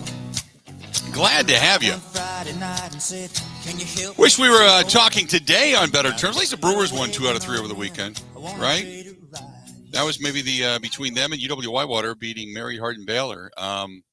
Those are the 2 things that at least gave us a little bit of a bright spot, because the Green Bay Packers certainly did not. Joining us now, Eric Baranchek of the Green Bay Press-Gazette on the line, and talking about this game from yesterday. Where do you want to start, Eric? Do you want to start with the first throw of the game, the defense on Justin Jefferson, or lack thereof? There's so many things to point at that the coaches now have on film to say, okay, that stunk. Well, Bill, thanks a lot for having me on this morning. I appreciate it. Well, where to start? There was a lot of good things there. Lack of adjustment to Jefferson, probably that's a really good one. I don't understand what they were doing out all the time. The only thing that comes to mind, and let's be real here, is that this was not a game that they probably put a lot of emphasis on as far as getting ready for. And secondly, with that is you got a whole new group in there, new defensive coordinator, new offense. So I don't think they really knew what to expect. By the next time they play them, they're going to have a book of information based on what they showed this week and every subsequent week. So when they get them a second time later in the year, it's going to be a lot easier for them to have. So, they're going to have a big database of what's going on and what they like to do and how to do it. So I think they'll be okay. I would not doubt that they'll be okay. The only concerning thing was I had been preaching to anybody that would listen that the offense is going to be fine without Devontae. I think they'll really struggle in, say, 2 minutes or downfield. But I thought, you know what? A lot of motion, a lot of movement, running that, quote, Matt LaFleur offense. I thought the offense would be better, and it wasn't. I know, Aaron Rodgers alluded to route trees and assignments and, a lot of the mental preparation that went into this game or didn't go into this game. But I thought this offense would be better. And it just, were you a little bit surprised that the offense just couldn't get out of its own way? for a little bit. Then I remembered last year against the Saints in week 1, they had Devontae Adams, they had MBS, they had St. Brown, they had Lazard, they had all their full complement receivers, and he still got spanked and looked pretty bad. So I'm not throwing the baby out the dishwater on this game here yet. There's stuff there that you really like. The running game was awesome. They got 111 yards on 18 carries. That's pretty solid. And the rushing yards per attempt, including everybody, top to bottom, was 6.2. You can make a living on that, just whether or not they're going to or not, or whether they have the stomach to make a living running the ball is going to be up to them. And that's what it was yesterday. It's really difficult. Let's face it. You got Aaron Rodgers under center. You really want to have Aaron Rodgers hand the ball off 25 times? It's hard. Right. It's hard to do. But I think that's one of the things they're going to need to do is hand the ball off a little bit until these guys get things figured out a little bit. The coverage on Justin Jefferson, let's start there. After the ball game, Jair Alexander said to the media he had been pleading with the coaches to allow him just one-on-one coverage. Wherever Justin Jefferson goes, he goes too. That didn't happen. I know Joe Barry's going to have to answer for that. Could you? I could not see a rhyme or reason for not putting Jair on him. Could you? Wow, that's a really good question. The only way to answer it is, listen, we don't know this offense very well. We're going to sit in our base. We're going to do our base stuff. Get beat us. Now we know what we can do next time. That's the only thing I can think of. Because, I think if this is a real game, and I know it's a real game, but if this is a game in November, I think they shadow him with 23 and they go after it. But that's the only thing that I can muster up was, you know what, we're going to do our base stuff. We're going to treat this as a dress rehearsal, and we're going to get tape on these guys, and then after that, it's going to be over. Other than that, I'm not so sure what else you could say. I don't know. It's flabbergasting. Talking with Eric Baranczyk at the Green Bay Press-Gazette, breaking down the Packers' loss yesterday at the hands of the Minnesota Vikings. So, special teams, I know people say, well, special teams didn't cost us. Almost twice, right up the gut. Both punts almost got blocked. 2 punts almost got blocked yesterday. So while it didn't cost the Packers anything, it certainly looked like all the problems aren't 100% fixed either. Nope, that's for sure. And they're going to need to get some of that cleaned up here, because they're going to face some teams that have better special teams than the Minnesota Vikings, that's for sure. But they need to, well, first of all, it'd be really great if you didn't have to punt 4 times. That's part of it. But the other part of it is they need to be, they're going to need to just be better fundamentally sound. It seems like they really just struggle up front. Hunker down and secure your gap and go tackle later. But most importantly, secure your gap first. So going into the next contest against the Chicago Bears, it's Sunday Night Football. The Bears get a win yesterday and really somewhat of an upset by knocking off the 49ers. Where do the Packers go? What do they need to do better, in your opinion? Well, I think first of all, that is a fantastic question. In my opinion, where do they need to go? I think they need to, number one, run the ball. And I think the quarterback needs to be patient and allow that stuff to develop. And more importantly, get the dang ball out, because he is not going to make it the entire season getting beat up like he got beat up yesterday. And I hope he realizes that. And I think he does. I don't think I think he's pretty worldly and pretty sharp, and he knows what's going to happen to him if he continues to hold on to the ball like that, especially when you have the 2 tackles that they were playing in that ball game. That's especially the right tackle. That was tough sledding in there for those fellas. So, again, my keys are hand the ball off, get the ball out in 3 seconds or less on offense, and on defense, they're going to have to be more physical at the point of attack on the run game, and if they're going to play zone, they got to be able to get to the ball quicker Because in zone, you're basically, all right, catch the ball, and we're going to come tackle your ass or your back. So we want to make sure that we are fundamentally sound and making those tackles right off the bat and reading these. But I think it's real simple. I think they take care of the Bears by just doing just real simple football stuff. I wanted to also ask you, defensively speaking, in the trenches. Well, first of all, Quay Walker. Let's go back to him real quick. Quay Walker, I thought, had a pretty solid game, albeit some of the tackles he had were more downfield. So I saw a guy that's aggressive. He can truly play sideline to sideline. I think he's got some covering capabilities, but he also had some mistakes. He also had some tackles more downfield that you would have liked to have seen made more up front near the line of scrimmage. Well, I think against the passing game, I mean, he's a classic zone linebacker boy. Holy man. You catch the ball and he's going to be on you, very, very quickly.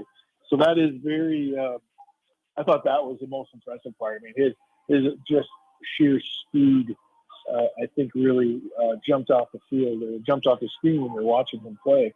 Some of the stuff that was tackles downfield, I think had to do when they had their second stringers or their second unit in there. Poor Wyatt, man, first round draft pick. He had a rough day yesterday, and he's decent off the ball, but man, stand up, get pushed around. So some of those things happen, and then it makes it look like you're making a tackle downfield. That hey, come on, let's get after it. But I really like Quay Walker. I think that he's got a very high ceiling, and I think hopefully that shoulder isn't going to keep him out at all, because that he makes a difference on that defense. And then in the trenches, Jake Hansen yesterday, I think I would have gone with Zach Tom over Jake Hansen, don't you? Well, it's hard because when you have a guy that has played live NFL ball, it's really hard to take that guy out of there and replace him with a guy who's only played in preseason games. That's a tough thing to do. And you hear NFL coaches talk about it all the time. Hey, this guy played a lot of football for us. We know this, we know that. But yeah, he certainly had a rough go of it. And then when Runyon went out, they did put Tom in there at left guard. So hopefully next week it looks a lot different if they can get Jenkins in there. But from all the reports that we're seeing, it may not be till the Tampa Bay game before Jenkins and Bakhtiari get back, and they're just going to have to, get rid of that ball sooner and do a little bit more with the tight end and the running backs to make sure that quarterback can stay upright. Good stuff as always, and we'll talk again later on about all of this, because it wasn't the best of situations, I guess is the best way to put it, No, but I mean, listen, the Bears, I don't think look very good either. So I think it could be one heck of a ball game on Sunday night. First of all, it's Packers-Bears. But, we'll have to take a little bit closer look at that 49er Bear game. And there's going to be some similarities there between the Packers defense and the 49ers and some ways that they can capitalize it, I'm sure. But we'll find out. So, great week. Good stuff as always, Bud. We'll talk to you soon. All right, take care. There Enjoy. you go. Eric Baranchek of the Green Bay Press-Gazette joining us for a couple of minutes on the hotline and giving us his thoughts. A lot of different areas of the Packers need improvement, but it should be a good game, hopefully a Packers better game. And you want to see how much because to start off with the Vikings in that particular atmosphere for a team with a new head. I picked the Packers to lose. Okay, so let's keep it real here. But I didn't expect them to look that bad. I thought it would be a kind of a back and forth battle, and the Packers just come up a little bit short. I didn't expect them to be that bad, but they were that bad. They were that bad. 7-867-1670. This portion of the program being brought to you by our friends at Quick Trip. And at Quick Trip right now, how about winning a Winnebago? One of the camp vans? Those things are cool, right? You can go off-roading. You can do many different things with our friends at Quick Trip, because through Mountain Dew right now, they are giving one of these things away. I kid you not. They're giving away one of those Winnebago, those camp vans, if you will. And right now you can stop in. You can play the Mountain Dew pool tab game and from Quick Trip. You can go off-road, whether it's in many different types of Mountain Dews. Mountain Dew Energy, Bubbler, Muscle Milk, or even the Evolve beverages. Use your Quick Rewards card, and that adventure begins where the pavement ends, my friends. You could win that brand new Winnebago Revel.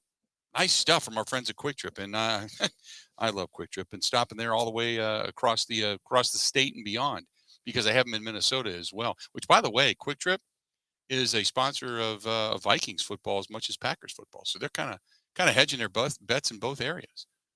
But yeah, Quick Trip, good place to go. Stop there again this morning and grab a couple of things on my way into the office here today, over here in Eau Claire. Love Quick Trip. Stay tuned. More of the Bill Michaels Show next. Ready? This is the Bill Michaels Show on the Wisconsin Sports Zone Radio Network. One of the worst things that you can hear, you have cancer. The worst is when you hear the words, your child has cancer. When a child is diagnosed with cancer, it changes their world. Sometimes they can't even do things that they really love, like playing soccer, riding a bike, going to prom, attending school. Children with cancer spend a lot of time away from others. Time in the hospital, treatments, tired, nauseous, and they feel isolated. That's where Special Spaces Wisconsin steps in.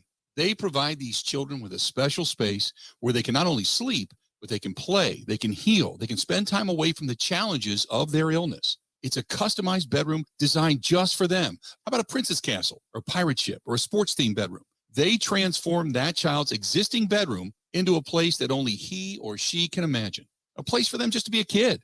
This effort is done with teams of dedicated volunteers and sponsors, just like our friends from Pella Windows and Doors of Wisconsin and all the community partners. If you'd like to find out more or to donate, go to specialspaces.org. That is specialspaces.org.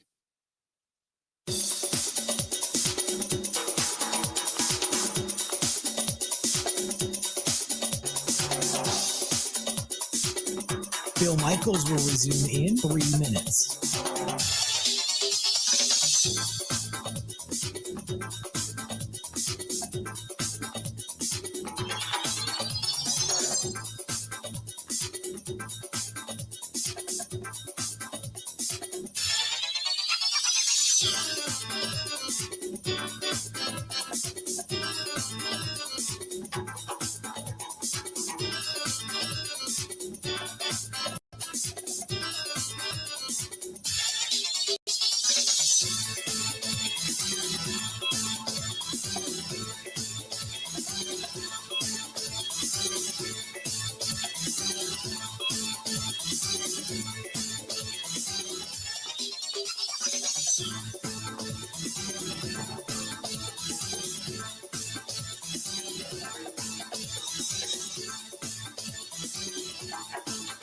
Bill Michaels will resume in 2 minutes.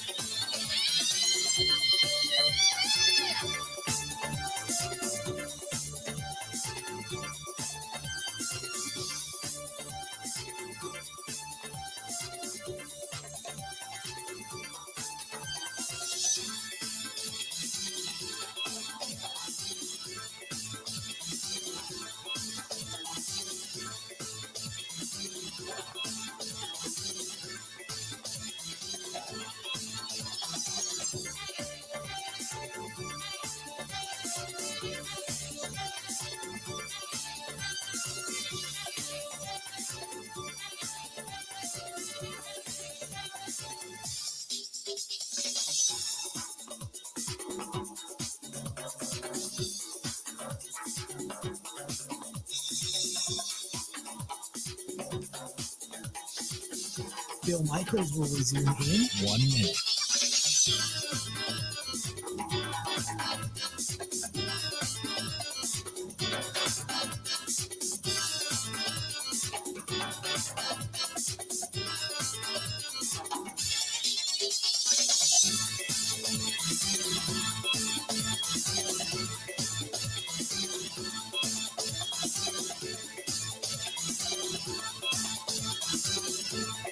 Bill Michaels will resume in 30 seconds.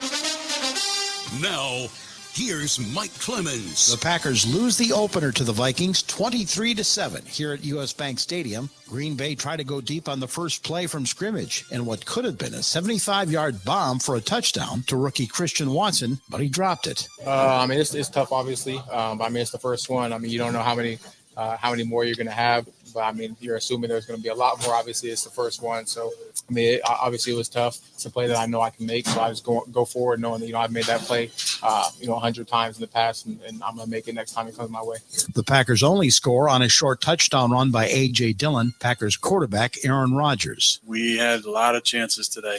I'm not taking anything away from their defense, but we hurt ourselves many times, myself included. I had a lot of opportunities to score more than 7. On defense, the Packers couldn't keep up with wide receiver Justin Jefferson, who ended the day with 9 catches, 184 yards, 2 touchdowns, and nearly scored a third with safety Adrian Amos in coverage. No, it just shows you the magnitude of the real season. When you bust 2 times, that's 2 big plays that can be the change of the whole game.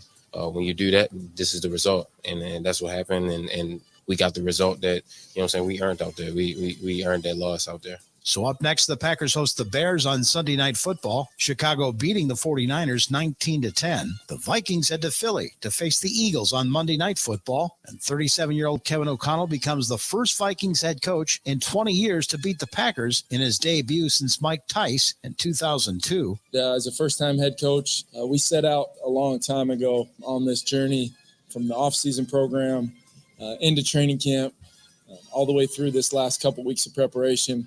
With a mindset on today. That's Vikings head coach Kevin O'Connell from U.S. Bank Stadium in Minneapolis. I'm Mike Clemens on The Bill Michaels Show.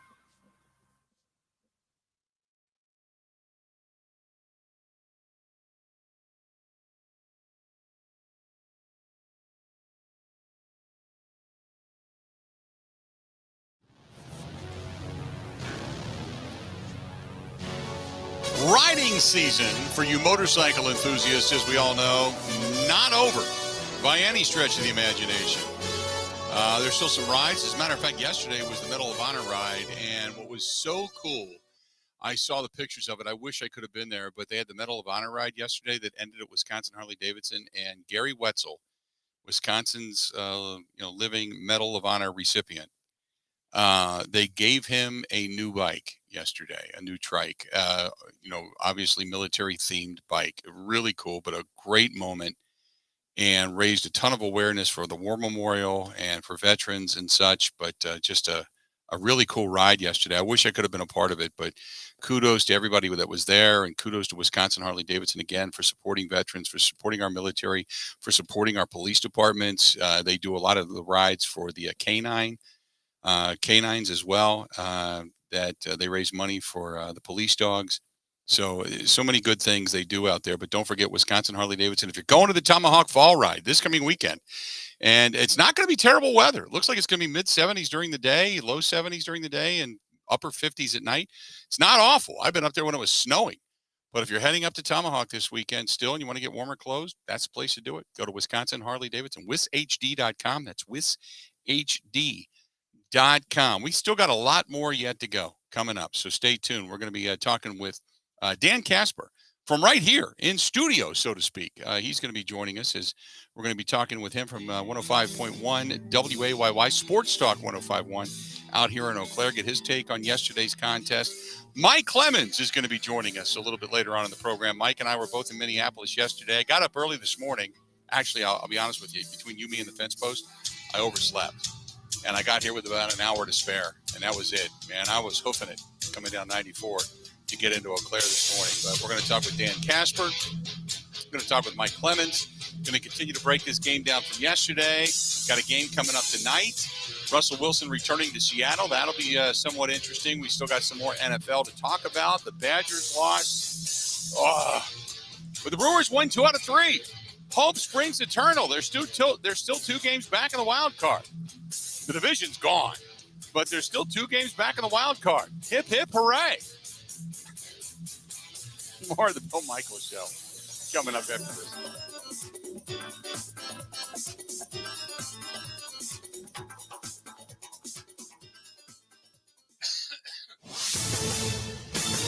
This is a Wisconsin Sports Zone update. Well, the Packers are back on the practice field for the final time before Sunday's season opener in Minnesota. Two guys were not practicing, wide receiver Alan Lazard and tackle David Bakhtiari. Lazard hasn't practiced at all this week due to an ankle injury. Bakhtiari had practiced up until today.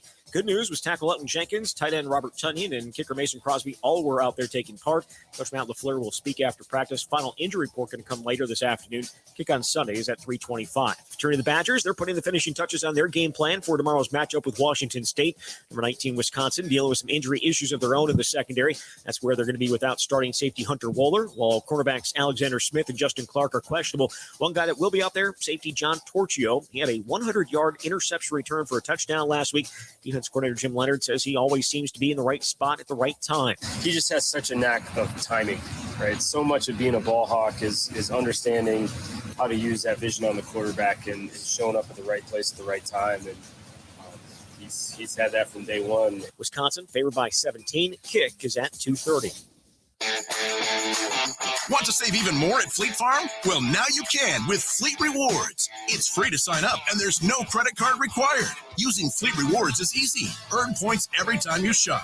Plus, get exclusive member offers, birthday and anniversary perks, free tire rotations, and more. Download the Fleet Farm app or create an account at fleetfarm.com/rewards to start earning points today. Fleet Farm, proudly serving the Midwest since 1955. Well, the Brewers swept a doubleheader over San Francisco yesterday, though are once again dealing with some injury concerns. Starter Freddie Peralta left the second game with right shoulder fatigue and being evaluated. Milwaukee will welcome in Cincinnati for a weekend series starting tonight. Brewers sit 2.5 games back of Philadelphia for the final wild card spot. With this Wisconsin Sports Zone Network update, I'm Zach Heil.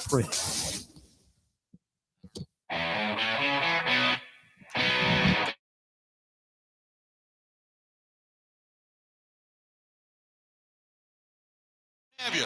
Bill Michaels Show, hour number 3. I want to welcome in all of you listening on WDUZ up in Green Bay, but apparently they're having technical issues today, so I don't know if the program's on yet or not, but it will be rather soon. Joining here in studio, really kind of his joint. We're just kind of invading it for the time being. Dan Casper from WAYY and Sports Talk 105.1 joining us. How you been, man? I'm good. How are you doing? I'm good. Yeah. I've been better after watching the game yesterday. I've seen better days, but kind of a puker. So give me Eau Claire's reaction this morning when you went on the air and had to say, "Oh, by the way, did you watch that game yesterday?" Honestly, I was a little. I mean, there's frustration levels to it, but honestly, it was the majority, which kind of surprised me in a good way. Week 1, let's not throw the towel in all the way yet. So, but obviously, a lot of frustrations. I think mostly it was, defensively. We've been hearing about this defense all offseason, preseason, training camp, and that sort of thing. And to see what Justin Jefferson did to that defense, a lot of questions about why wasn't Jair shadowing him, and then offensively too, it was just, I think there was a little bit more like, okay, we knew the offense was going to have its ups and downs, but Aaron Jones only touching the ball 8 times last night. And then you kind of look at the percentages, like A.J. Dillon only playing 51% of the snaps. Aaron Jones was 61. If you want to get your best 11 out there, that's not getting your best 11 out there. And they had put those two in the backfield so often together throughout training camp that we saw, and you thought you'd see more of that. Now, maybe they just didn't want to open up the entire playbook, obviously, in week 1, but you thought you'd see a little bit more of that. Yeah, exactly. I mean, we saw a couple times, they'd be both lined up in the backfield, then motion out, and then you kind of take away a defender and that. I thought, okay, we're going to see that a little bit more, considering the issues with the receiving department. And, I know in the telecast, I thought Greg Olsen did a great job explaining what Minnesota was doing with their linebackers, how deep they were dropping them, and you'd think maybe utilizing Aaron Jones a little bit more that way, or the shorter passing game, but 16 more to go. Hopefully it's not going to be 16 more of these, man. God, yeah, I don't think we could stomach that. It would be welcome to the 80s if that happened. Aaron Rodgers had a couple of misses yesterday. The Christian Watson, obviously, that drop. There was a couple of, what he called mental mistakes. Thoughts on Rodgers and the way he conducted himself, what he did, what he said, because he's getting a lot of body language was a big thing, and you can see it all across the sideline. I mean, I think it's typical Aaron Rodgers, to be honest with you. I don't know if he's doing anything different that we haven't seen him do since he's been there. He holds everybody to a high standard. especially the youngsters. And, there was a lot of questions whether did he go back to Christian Watson or not. So, I know they had the end around right away early to try to get him involved, but I don't think there's anything different that what we saw from Aaron's reaction that we haven't seen in all the years with Aaron. So it didn't really surprise me with the reaction. He just, I don't know him personally, but from everything that we've heard from him and others like yourself and that, it's not that big of a surprise. So I guess I'm not too shocked about it. The argument is they should have played in the preseason. And, others will say, well, I went back to, Minnesota didn't. But Minnesota had all the same weapons, had just one replacement really on offense, on the offensive line, other than getting Christian Darrisaw back and getting him healthy. There's, other than learning the new offense under their new coach, Kevin O'Connell, there was nothing new there. For the Packers, you had a new offensive line. You had new guys to indoctrinate. You obviously have 3 rookie wide receivers. You're without your top security blanket. Alan Lazard is hurt out of the chute. To me, it might have been beneficial to at least get a few more looks on film. I get it, but I said at the beginning of the show, there was all the don'ts. Aaron Rodgers doesn't want to play in the preseason. Aaron Rodgers doesn't like joint practices. He doesn't want to come to OTAs. He doesn't even believe in the offseason. Right. And he said, Cobby will coach him up. Does all of that come back to bite him in the ass I think, I was actually kind of thinking about that yesterday with, how he was missing OTAs and all that. And it's like, okay, you want to develop that chemistry.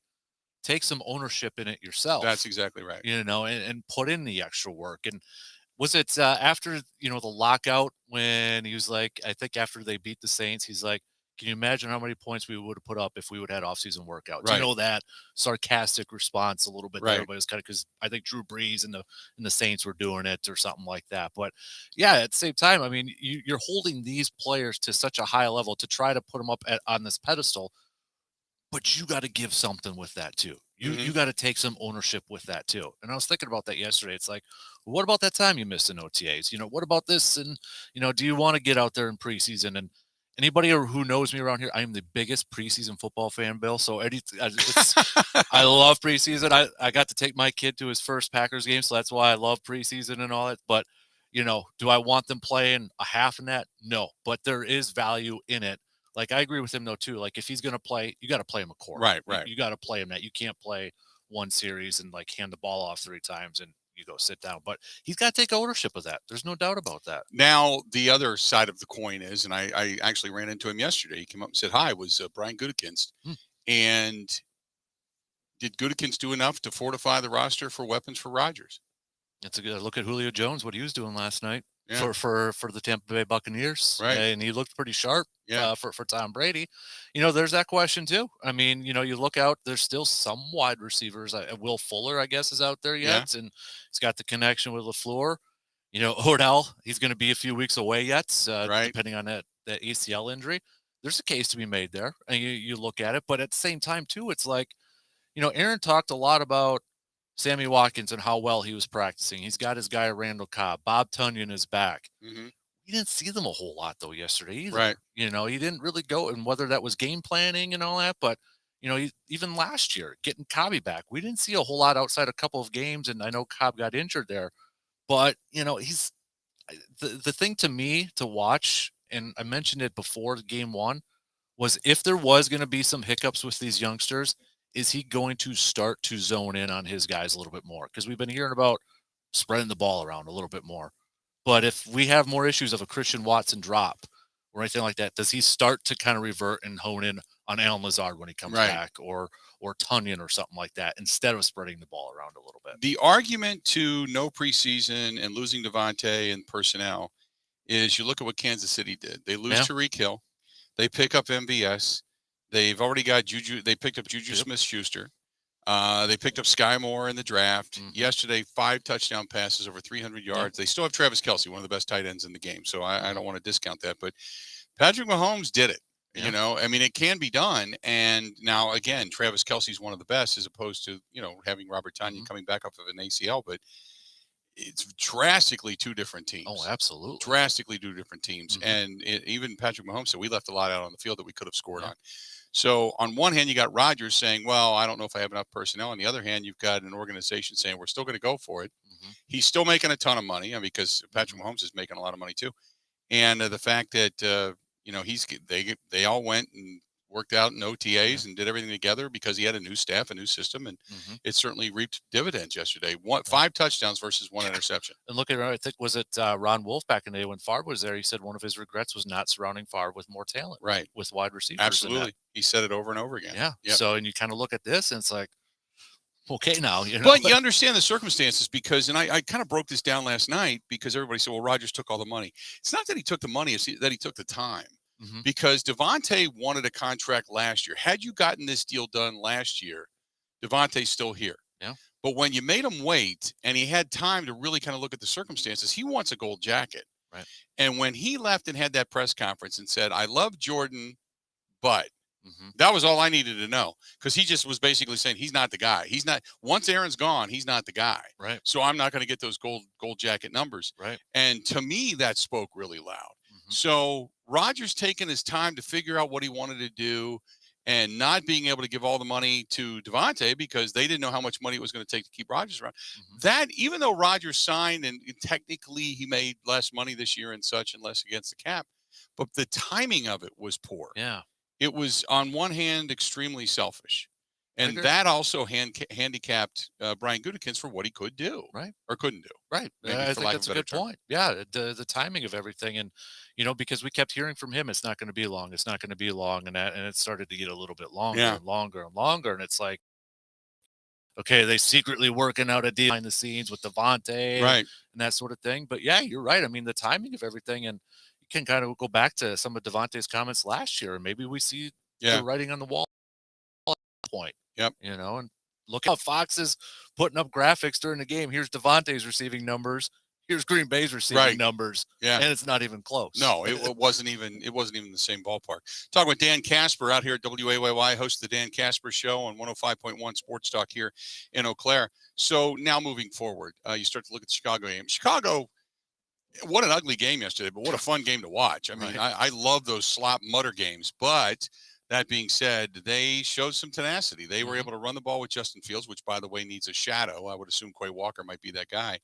But that being said, you've got to play better. You've got to be able to protect Aaron Rodgers. Do you bring back David Bakhtiari and Elton Jenkins in this game to get them ready for Tampa Bay in a couple of weeks? That's an interesting point too, because the talk is Bakhtiari's going to be out this week, but then do you want to throw him out there against Tampa Bay right away? Do you want to knock the rust off against Chicago on your own turf? I think there's some value to that. Me personally, as a fan on the outside sitting in, heck yeah, I want 69 and Elton out there too. And I think the other question is with Runyon out with concussion, assuming if he misses, Zach Tom, in preseason he was the highest graded rookie for pass protection. Do you move him at right tackle or something like that instead of guard and push Royce Newman back in there, who my money wasn't that great yesterday, allowing a lot of the pressures there. But I think, you seriously have to think about that. Maybe they thought, hey, we could get this win without them in Minnesota. We know we can get that win against Chicago and have a 2-game lead or 2-0 against Tampa Bay. That's changed now. And I think seeing what we saw yesterday, Aaron got hit quite a bit too. Do you want to do that another game potentially? He got crushed when everybody met at the quarterback in that, what I think was the third quarter is when he ended up going down. I thought the irony was he was drinking purple Gatorade on the sideline. I saw that too. Yeah, but he got crushed. And Runyon was the one who got the concussion in that. Yeah, so. Well, that and the fact that the right side of the offensive line, Jake Hansen was not good. No. Like you said, Royce getting bounced out, the tackle wasn't the play there. And it finally stabilized a little bit when Zach Tom came in. Yeah. And played a little bit better. So I wonder if that's the lineup they're going to end up going with. And then you got to wonder now about Runyon. Yeah. If Runyon's down for any length of time, then you're really starting to kind of shuffle the offensive line. Exactly. Because you're guys who can't play, or at least you've got another one down. You're now really thin on that offensive line. Yeah. And you mentioned Quay Walker. I hope that shoulder's not anything too serious. And I just I watched him yesterday. I specifically just focused. The rest of the game was going on. I specifically focused on the blue 10. And he came out. He was fine. He looked okay. It wasn't like moving his shoulder or anything like that. He was sitting on the bench. He was looking for his helmet. Okay. And they didn't want to give it to him, but he was looking for his helmet. He's like, no, I'm good. He was kind of telling Red Batty. I saw Red Batty come past him. He was kind of telling Red, no, I'm good. I'm good. And then a trainer came over and they were talking to him and everything. And he kind of moved his shoulder and he kind of nodded his head like, I'm fine. Don't worry about it. Okay. So we'll wait and see what today brings. Yeah. But it seemed like he really wanted to go back into that ball game. Well, that's huge because yesterday. Barnes is going to miss time, and then you kind of question that depth at that spot. That was the one area you started talking about the linebackers. You couldn't afford a lot of injuries. Yeah. And you get 2 in the very first game. Special teams wise, what'd you think yesterday? Pat O'Donnell, a consistent punter that gets it within the 20. Damn near got blocked twice yesterday too. Exactly. Yeah. I mean, kind of underrated or overlooked there. I'm like, hey, we actually got somebody with hang time that there's no returns. And, but the blocking unit, it sure looked like one of them was going to get blocked on a couple of those punts. Oh, absolutely. I mean, Amari Rodgers, there was some talk too, because I know Rich Bisaccia was giving him a hard time in training camp for signaling fair catches a little bit too early in that. And it looked like a couple times he did that yesterday too. I don't know, if Bisaccia is going to have a little talking to him or not, but Pat O'Donnell, I mean, that was, and then, hey, Mason Crosby got a kick for 1 extra point. So right. We know the knee is stable. I was watching him in pregame. I was saying before that, he was booming them from 55. Man. And Joseph was hitting them from 65. I mean, it was no big deal, but Mason, he wasn't clearing the crossbar, like putting it up in the net. He was getting it over from 55. But Joseph was kicking it from midfield and putting it 10 yards up in the net. That's just a difference in leg strength between that younger guy versus Mason Crosby. But he was still accurate, in all the practice kicks, even working with the operation. Because at first you're using that little goofy tee. Right. And then after that, they're bringing everybody out. O'Donnell's out, and then the long snapper Coco is out. And then they're all doing that early on in warmups. I don't think he missed. Yeah. I don't think he missed once yesterday. Good. So I was excited to at least see him be accurate. Right. But he's not going to win you a game with a 63-yard field goal. No. No, that's not going to happen. Where you could get that from Joseph, but you're not going to get that from Mason Crosby. Good stuff, man. Anything coming up on the Dan Casper show and such out here in Eau Claire? We're just living the dream, man. Yeah. Doing it every morning here. So, baseball, Brewers are still just hanging on a little bit there. That 2-game outside of the wild card is just keeping people like a fish still hanging onto a worm. Yep, like the Padres going up against the Mariners now. It's like, okay, maybe they can. Padres got beat by the Dodgers. Dodgers clinch, so the Dodgers are the West champs. Yep. So, and then, you got the Twins over there a little bit too, just across the border, kind of keeping an eye on. It's pretty cool. The Ewing, you ever stayed at the Ewing Hotel? Yeah. It's a block away from Target, which is pretty cool. And so you can literally walk over and go to Target Field and catch a game and come back. So yeah, definitely. It's a place that if you're a Brewers fan, you ever want to go over that way when they have interleague, you got to go over and stay at the Ewing. It's a beautiful place. I stayed there once a couple of years ago. It's really nice. Yeah, really nice. It's very reminiscent of, and I tell people this all the time, of the Iron Horse Hotel in Milwaukee. Oh, okay. It's the exact same thing, and very similar ownership group too, where they take these old industrial foundry buildings, they renovate them, turn them into hotels, and make them very rustic, and they're just really cool. That place was actually, I think, a bank, a large bank on one side and industrial on the other, because the safe was behind me last night. Oh, that's pretty sweet. The big safe door, they've gutted the lock on it, and now it's just a big storage closet, but the safe is there. So that's kind of cool with the big heavy door on it. Yeah. So not a bad way to go. All right, man, appreciate it. Yeah, no anything problem. else? I don't think so. Badgers, frustrating. Yeah, I didn't get into that. That was just that. Yeah. What do you say, man? So give me your thoughts on Paul Chris.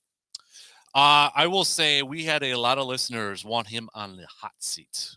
I think the calls are picking up, and I think a lot of it has to do with Jimmy Leonard's kind of waiting in the wings, and you got the succession right there. You don't want that guy to leave. I don't know if he would ever leave. I don't think he ever would leave. I don't think either. I don't think he would do. I know Paul Chris had to go to Pitt, then he came back and that sort of thing. But I don't think Jim Leonard needs to even do that. To be honest with you, so it's picking up, man. It's really picking up here a little bit. Yep, couple more clunkers like that, and then the screams will be really, really loud.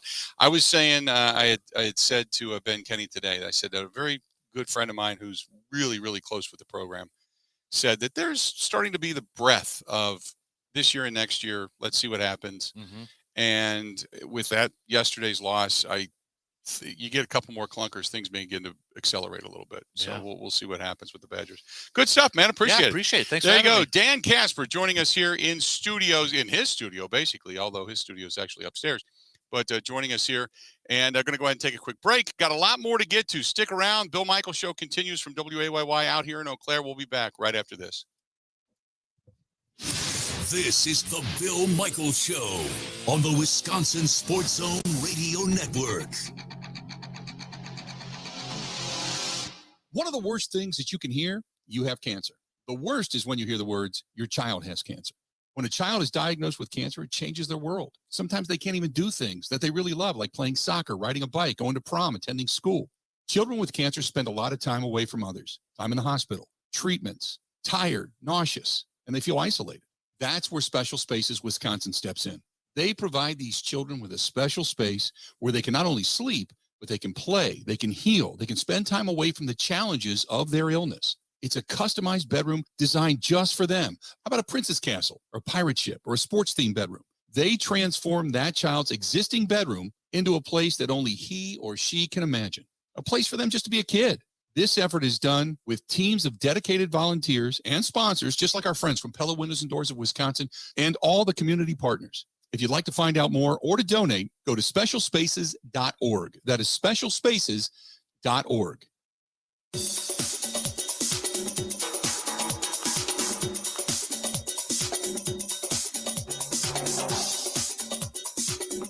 Bill Michaels will resume in 3 minutes.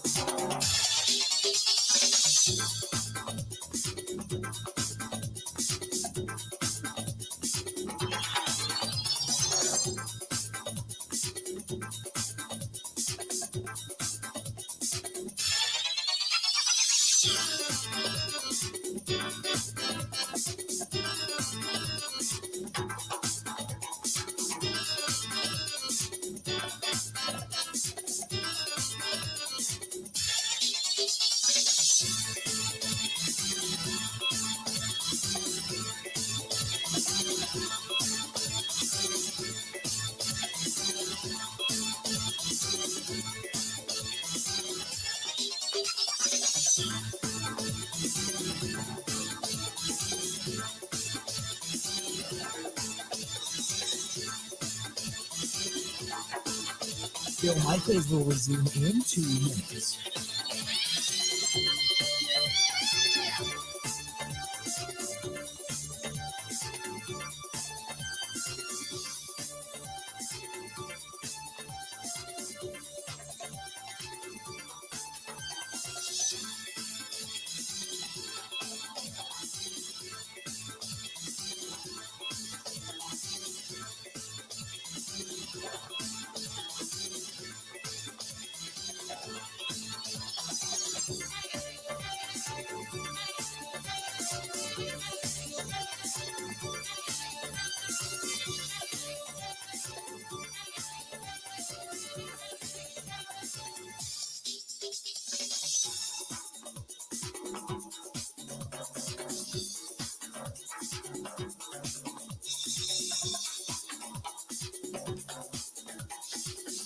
Bill Michaels will resume in 1 minute.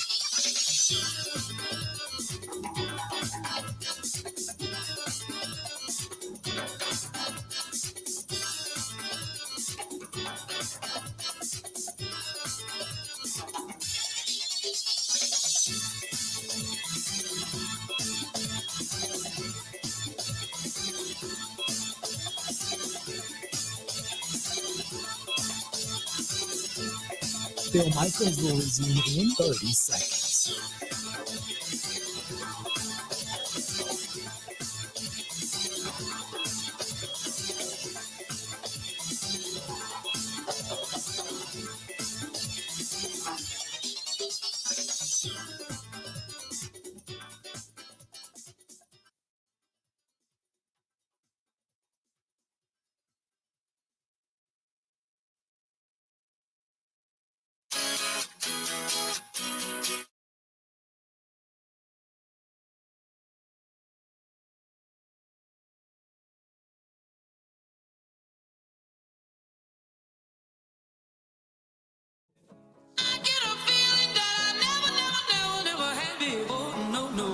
Get a good feeling, yeah.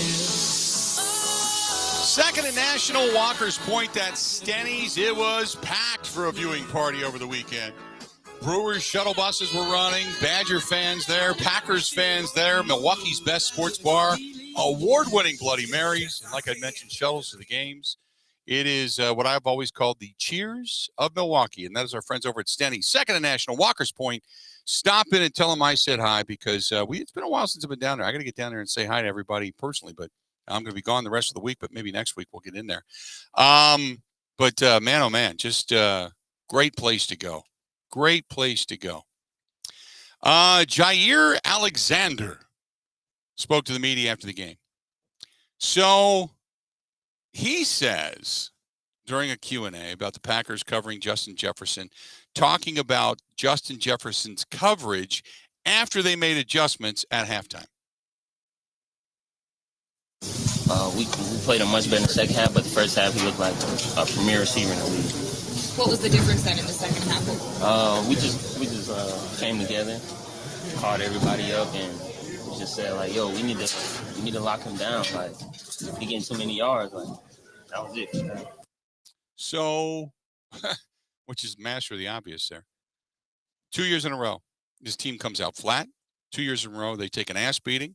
2 years in a row, they're on the road, and they just look unprepared. His thoughts on that? It's just like a fight. You get hit in the mouth. You're either gonna back down or you're gonna come out swinging. So I'm not backing down for nothing. So I'm coming out swinging, and I expect the defense and the team to do the same thing. The confusion when it came to covering Justin Jefferson, specifically on the 36-yard touchdown catch, just before the end of the half, Jair Alexander talks about the confusion that they had in that secondary. No, just miscommunication. I can tell specifically, like, on over routes, on that over route that he scored, like, I should have stayed on him. I was expecting cut help and didn't get it and shouldn't have expected it. So, I should have stayed on him on that one over, but, we got to tackle and get him down. Was that zone? Zone, yeah, it was zone, yeah. So he had said, look, not concerned about it. And quite frankly, I'm not really either. We've seen it. Now, I'll caution you. I know Aaron Rodgers said, well, happened last year, so I'm not going to be in panic mode. Last year's done. History does not repeat itself very often. And if it does, it's usually because of doom and gloom. So if you're going to have success, you got to continue to evolve and mold and remake yourself and make it better. So the question to Jair is, why do you not have concern after a week one failure against a division opponent? I've said this before, like, anything can happen. First game is always kind of like this, seem like, for the past couple of years. So, like I said, the biggest testament is how we bounce back next week. Got to bounce back. Matt LaFleur asked why Alexander wasn't following Jefferson all around the field, had this to say. Yeah, it doesn't necessarily always work that way in terms of if you just commit to playing man coverage the whole game, sure, you can do it, but they do a nice job of putting themselves in different positions, whether it's in the slot, whether it's in motioning. It seemed like he was in motion quite a bit, just moving him all over the place. I said that before. I said they moved him everywhere. You've got to give them credit. They put him in a premier spot and attacked our coverage well. And certainly we had a couple of blown coverages as well, and where we're cutting them loose. If there's anybody you don't want to cut loose, it's number 18. We'll go back and look at the tape. Obviously, again, we have to coach much better. Never answer the question. Yeah, you can do that. He doesn't say, but. Yeah, it doesn't necessarily always work out that way. What? Right. Very political answer there. In other words, the Packers were playing a lot of zone. And they were hoping that they could just kind of cover him via zone. And Kirk Cousins was like, yeah, I was surprised. He said, quote, it would be a little bit surprised. Yeah. Whenever he has a game at magnitude, not because of him, but because you expect him to get taken away a little bit more than he was at times. Our coaches are trying to find ways to still keep him involved, meaning Justin Jefferson, and we're able to do that today. So it's going to be kind of a conversation we had a lot of last season, and we'll have this season each week as to how he's going to get defended. But they were surprised that the Packers didn't defend Justin Jefferson, and they went zone on him. When Jair Alexander said to Matt Schneidman and Rob Novosky of ESPN after the game, all week I was asking for the matchup, meaning him and Jefferson. But it ain't about me. It's about the team. It ain't about me. If it's this way, if it was my way, you know what I'd be doing. End quote. Alexander was not even the closest defender to Jefferson on any of his 11 targets. When he was on him, he didn't get targeted. Think about that. Safety Darnell Savage Jr., he had 3 targets in that direction, 2 catches, 57 yards, and a touchdown. Rasul Douglas, 3 targets, 3 catches, 75 yards. Eric Stokes, 2 targets, 2 catches, 25 yards, and a touchdown. Quay Walker, which is a complete mismatch, 1 target, 22 yards. Preston Smith, 1 target, 1 catch, 5 yards. Adrian Amos, 1 target, no catches. So in other words, everybody got a shot at him. And the 1 time, 2 times, 3 times that Jair Alexander was in his area, never threw at him because the coverage was so good. And even the Vikings were surprised that the Packers played zone and did not go man up on Justin Jefferson. Think about that for a minute. That is something, my friends, that Joe Barry has to answer for. Why would you do that? You got to explain. Stay tuned. A lot more of the Bill Michaels Show coming up next. Covering Wisconsin sports like a blanket. This is the Bill Michaels Show on the Wisconsin Sports Zone Radio Network. Gina Della from Pella here. Wayne Larrabee and his wife Julie took advantage of our wide range of beautiful wood designs that can be painted, stained, or unfinished to complement any decor. We have a lot of windows in this house. You match the craftsmanship of the woodwork around those windows to a T. That's a talented group of people doing that. We like our wood tones, and so the ability to have wood tone some places and the white windows others, it worked really well for us and allowed us to have exactly what we wanted. Pella's team of expert installers always provides service of the highest quality, starting with an in-home consultation and ending with no hassle or mess, leaving nothing but perfect results that stand the test of time. We have the best wood warranty in the industry to prove it. There's no reason to wait any longer because right now, put no money down, make no payments, and be charged 0 interest for up to 24 months. At Pella Windows and Doors of Wisconsin. Get started today at Pella WI. 2022 certain restrictions apply. See showroom for details.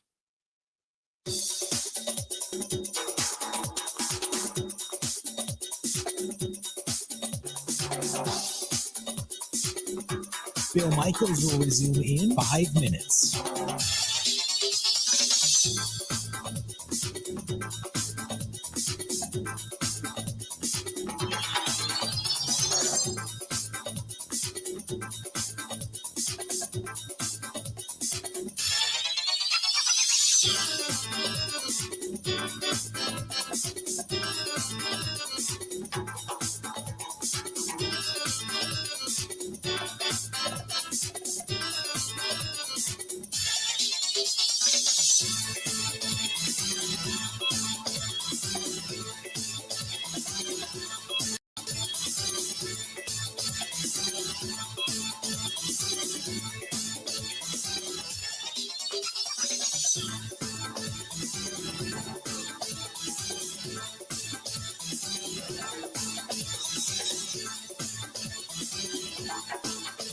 Bill Michaels will resume in 4 minutes.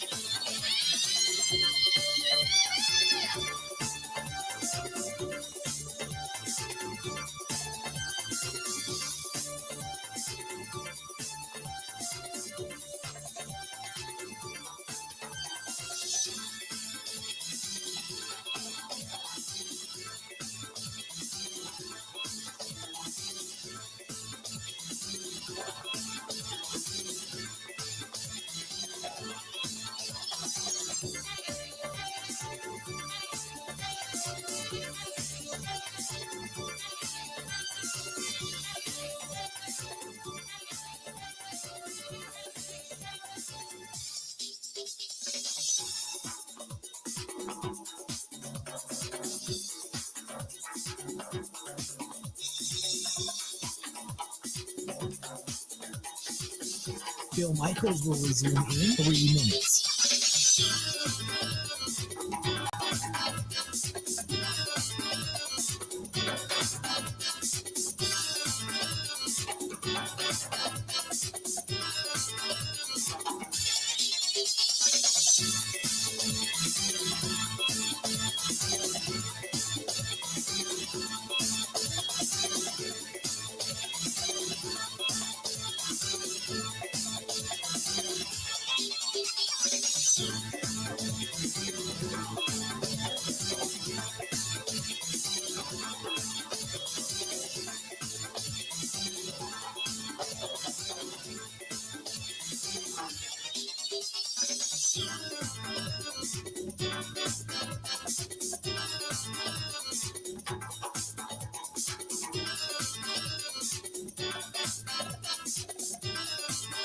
Bill Michaels will resume in 2 minutes.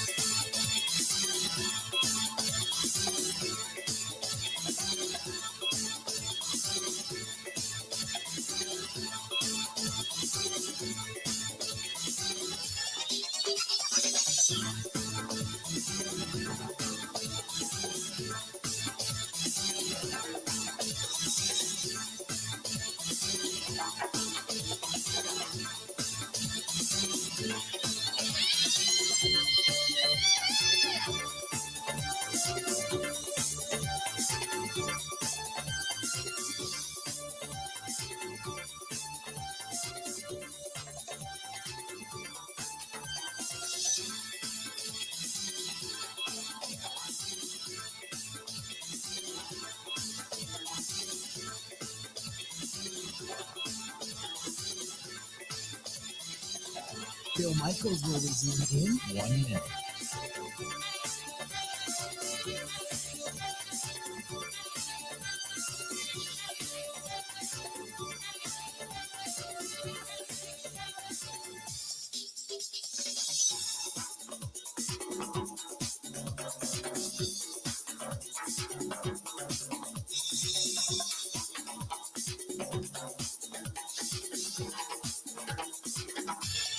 Bill Michaels will resume in 30 seconds.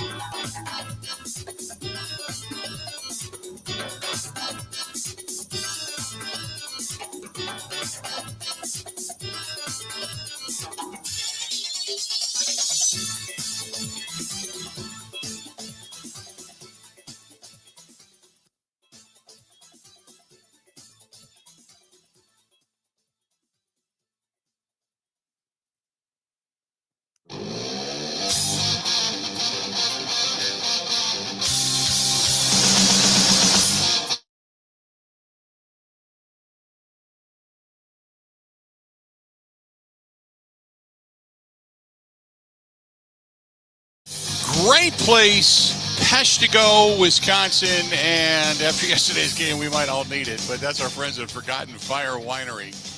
Go to ForgottenFireWinery.com. And they had a little bit of a watch party yesterday, and they had some music up there over the weekend.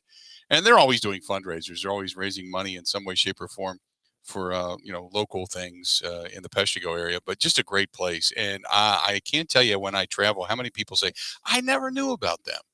I tried this, great, loved it. I tried this, loved it. I tried this, wasn't a fan of this, but loved this, that type of thing. Because everybody's got a different taste. But Forgotten Fire Winery is really cool because they don't give a damn about awards. They win them. You know, they've got them. They've got all, you walk into their winery, my God, there's gold medals and silver medals everywhere. But they just like having fun, and they just like doing a little party, and they just like enjoying what Wisconsin's all about. And there is nothing better right now than either popping a beverage, because they sell some ciders and stuff too, or grabbing a big glass of wine. And just think about this time of year.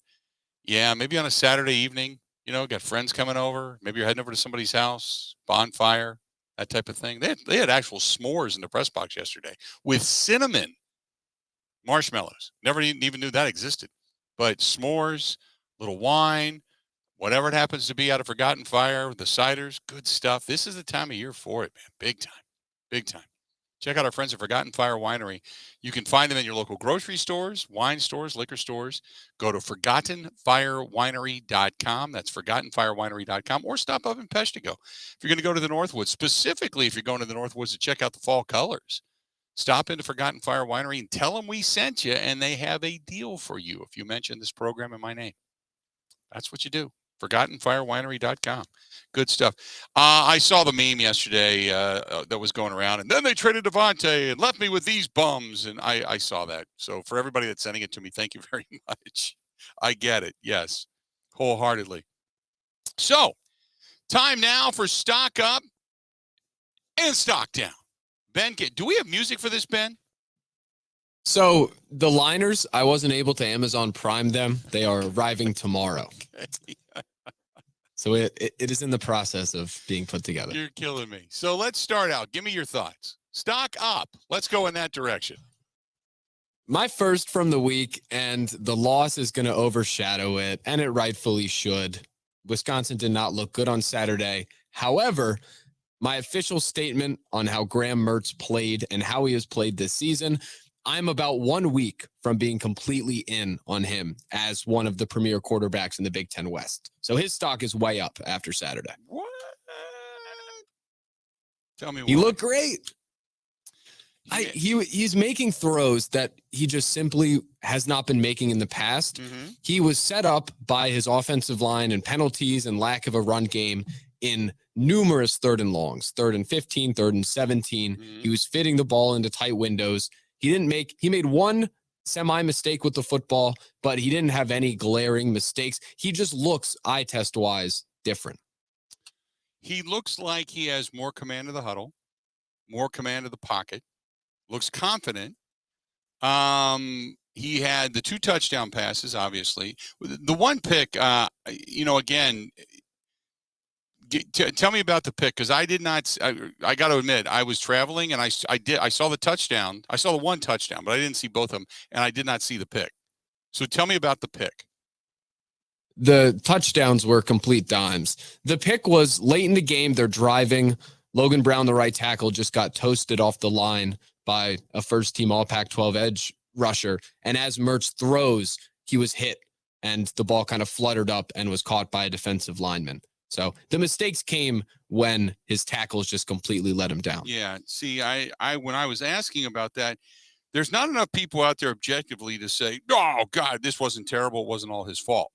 It was just another pick, and I said, well, I didn't get a chance to see the pick. I'm going to have to go back and watch it. I got the game on my laptop. I just haven't had a chance to see it yet because I was traveling all day yesterday. So I'm going to watch the game when I get to the hotel tonight. But the dime that he threw, I thought on that inside slant, or if you will, where he had a crossing pattern, he had it was actually an outside pass to the back right edge of the end zone going into the end zone. But he had a crossing pattern from 2 wide receivers, a tight end that broke out.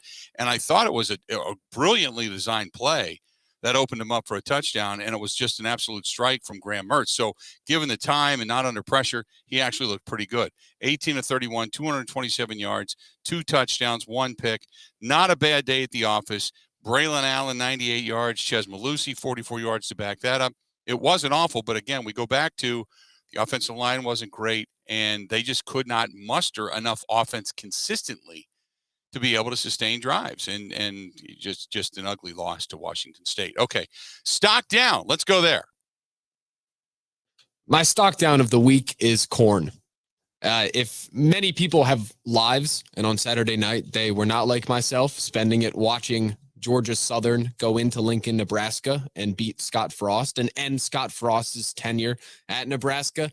It's crazy that program, $7.5 million is how much they could have saved on the buyout if they waited 2 weeks. But it was bad enough where they had to do it after that atrocity from Saturday.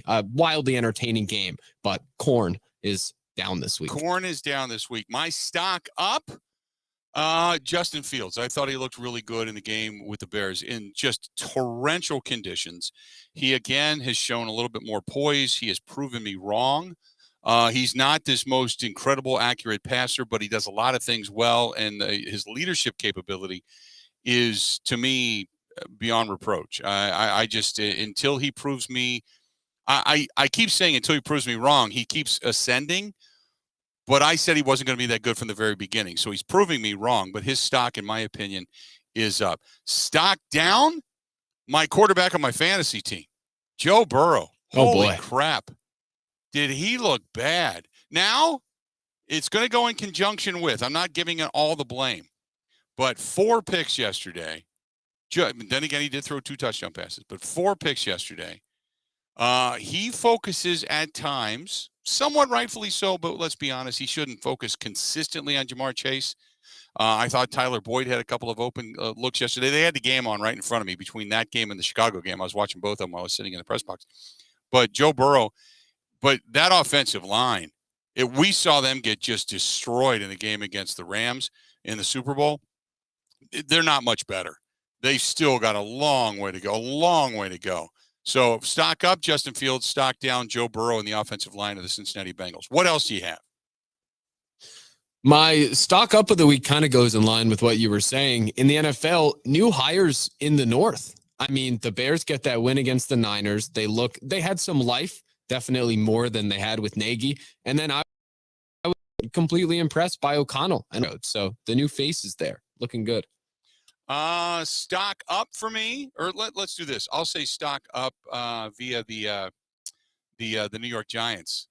They get a win over the Tennessee Titans, and Saquon Barkley outrushed Derrick Henry, doubled up the yardage, looked good doing it, and a ballsy debut via their head coach as well in going for it. And he said all along, he said, "Look, I'm gonna do whatever it takes. We're gonna be aggressive. We're going to do everything we can to win. We're not going to just be happy with the status quo."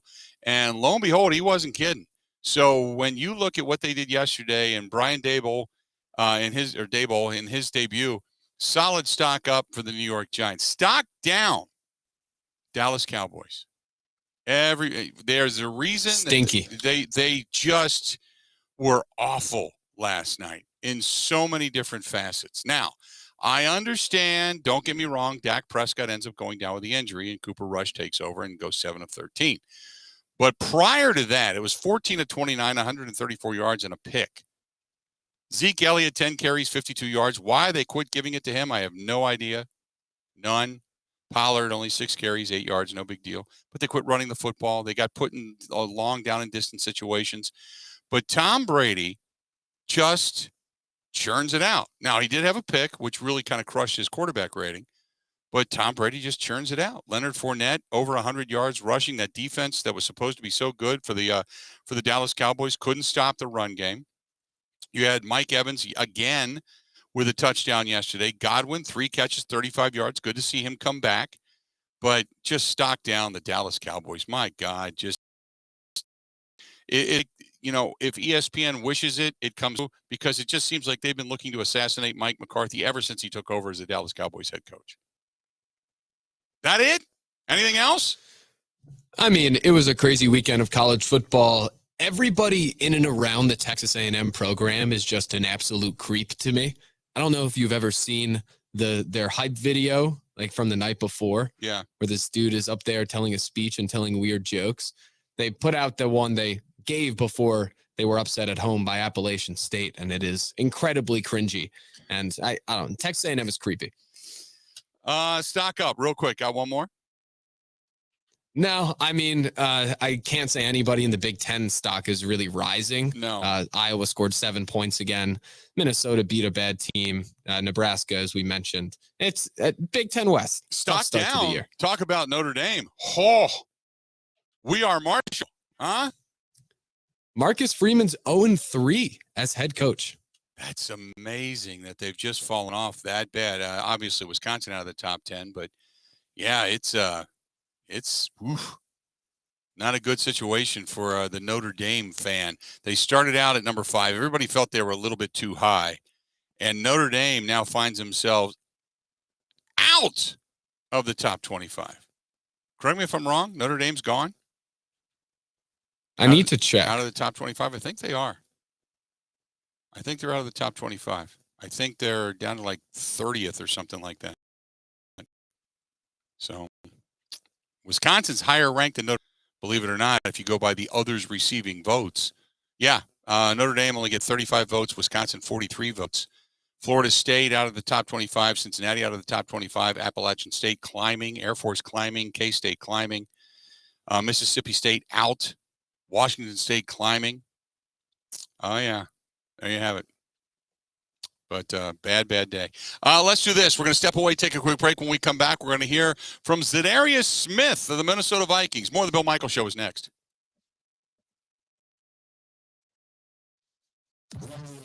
Wisconsin sports like a blanket. This is the Bill Michaels Show on the Wisconsin Sports Zone Radio Network. Get your grill on. How about those ribeyes, chuck roast, burgers, wieners delivered right to your doorstep? Go to ScholzieFamilyBeef.com. That's ScholzieFamilyBeef.com.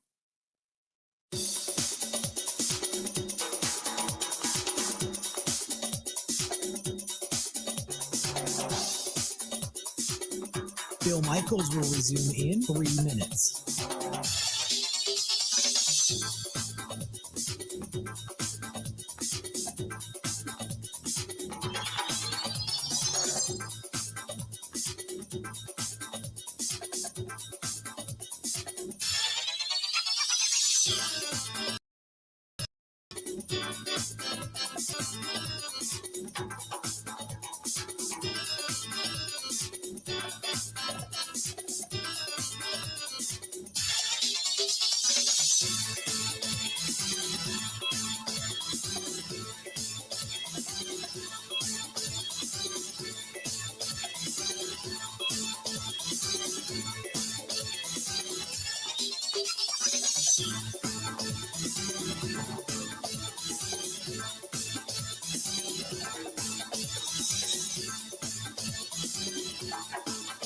Bill Michaels will resume in 2 minutes.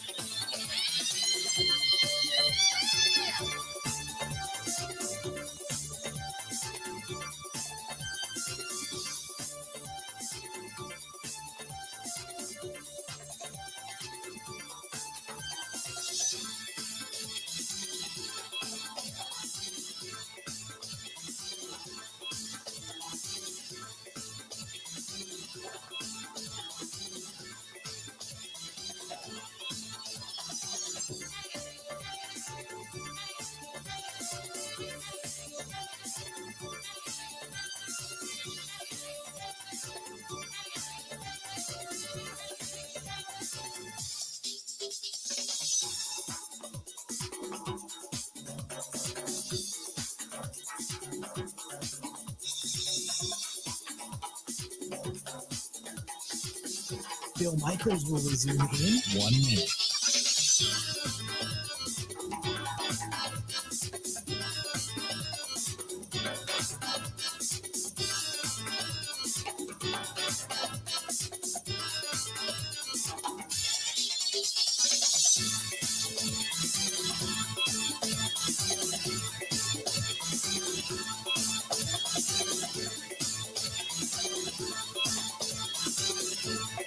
Bill Michaels will resume in 30 seconds.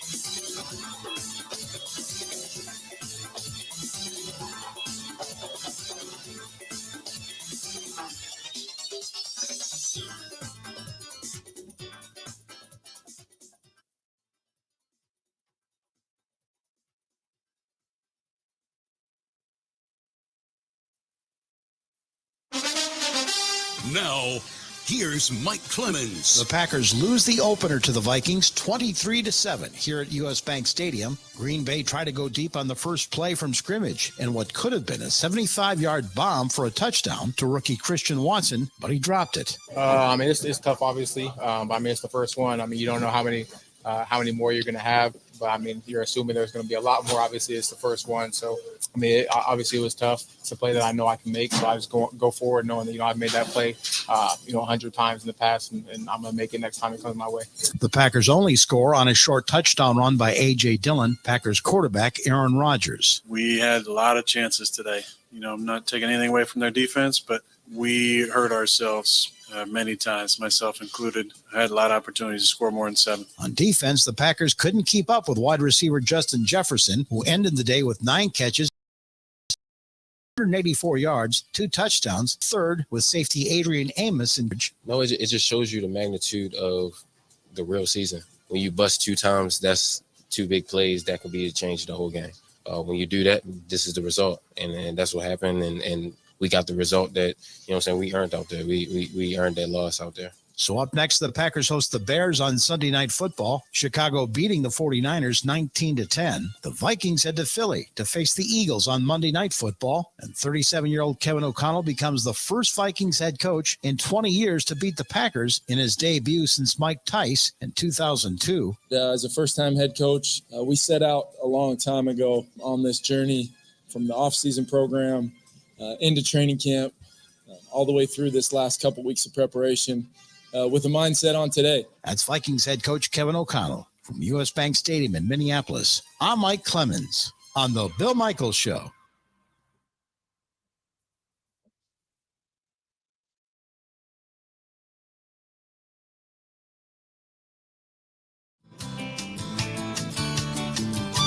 How we looking on a Monday?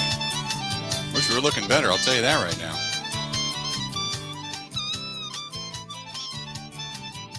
Burn Pit Barbecue. They are a veteran-owned company based right here in the state of Wisconsin, Racine, Wisconsin, to be exact. And I know that tailgate season is barbecue season, which pretty much lasts all season long, all year long. But if you're looking for good sauces, both barbecue sauces, hot sauces, different rubs, they got it going on. One of the best small businesses, veteran-owned businesses, not just here in our own backyard, but in the country as it continues to grow. And they can't do it without your help. And if you want, and you get a great product, mind you, this is not like a donation. This is a great product. Just if you're a barbecuer, go to burnpitbbq.com. That is burnpitbbq.com. And you can look at all that they have to offer, as well as place an order if you choose to do so. So some good stuff from our friends at Burn Pit Barbecue, burnpitbbq.com. Couple of emails that I wanted to get to real quick. This one is, no, that's a different one. Here we go. Matt says, did anyone ask Za'Darius why he balked at shaking hands at the coin flip? He reportedly stood behind his teammates until the Packers captains walked over to shake his hand. If that's true, it's somewhat childish by him. Matt, didn't even see it, man. Didn't even see it. That's good question. If anybody else saw that, let me know. I didn't see it. So that's a great question. Tyson says, I was at the game. There was a decent amount of green and gold in the stands, and the Packers fans were loud on the first drive. The Go Pack Go chant you could hear in the whole stadium. I really think the Packers should have received the ball first to keep the fans alive.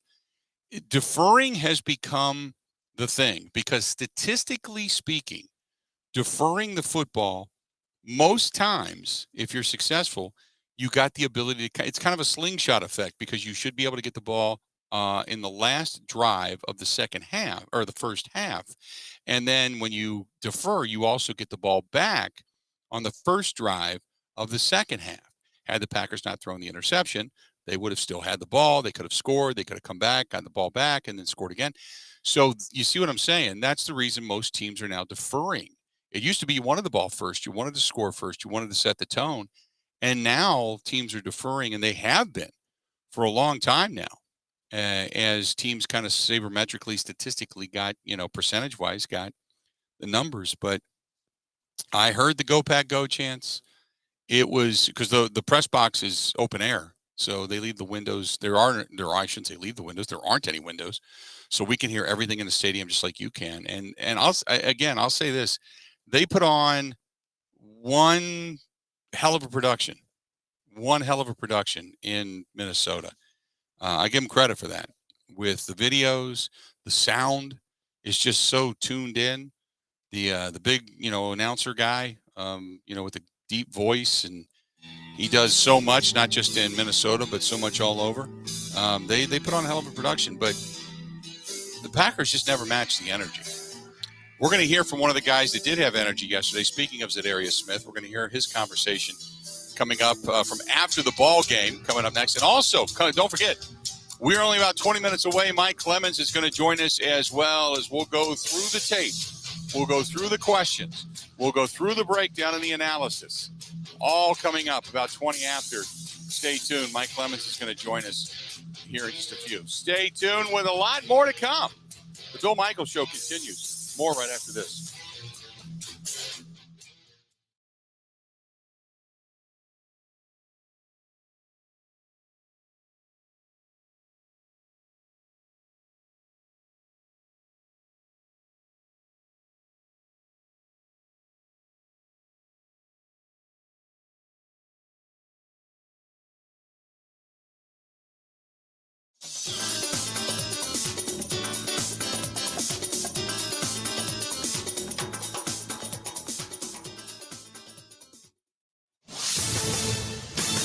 This is a Wisconsin Sports Zone update. Well, the Packers are back on the practice field for the final time before Sunday's season opener in Minnesota. Two guys were not practicing, wide receiver Alan Lazard and tackle David Bakhtiari. Lazard hasn't practiced at all this week due to an ankle injury. Bakhtiari had practiced up until today. Good news was tackle Elton Jenkins, tight end Robert Tunyon, and kicker Mason Crosby all were out there taking part. Coach Matt LaFleur will speak after practice. Final injury report going to come later this afternoon.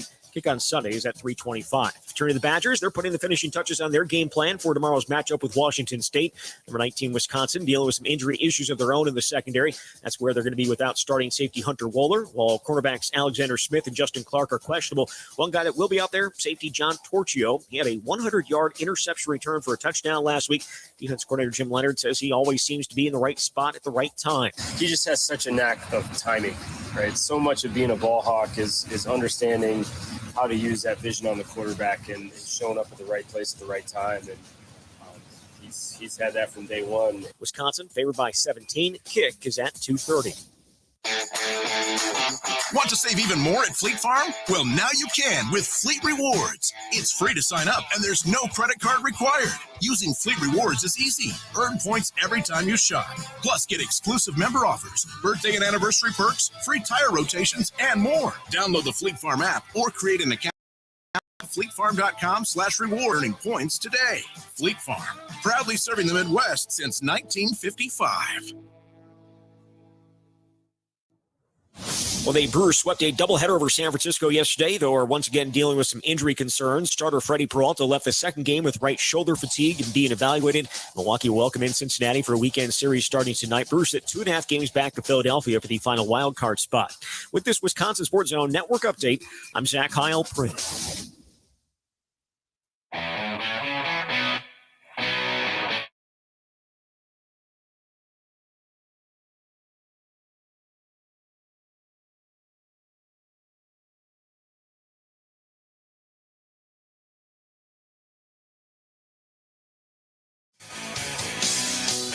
Welcome back. Final hour of the Bill Michaels Show. Good to have you. We did the stock up and stock down. One of the things that I fail to make a mention of, stock down wise, the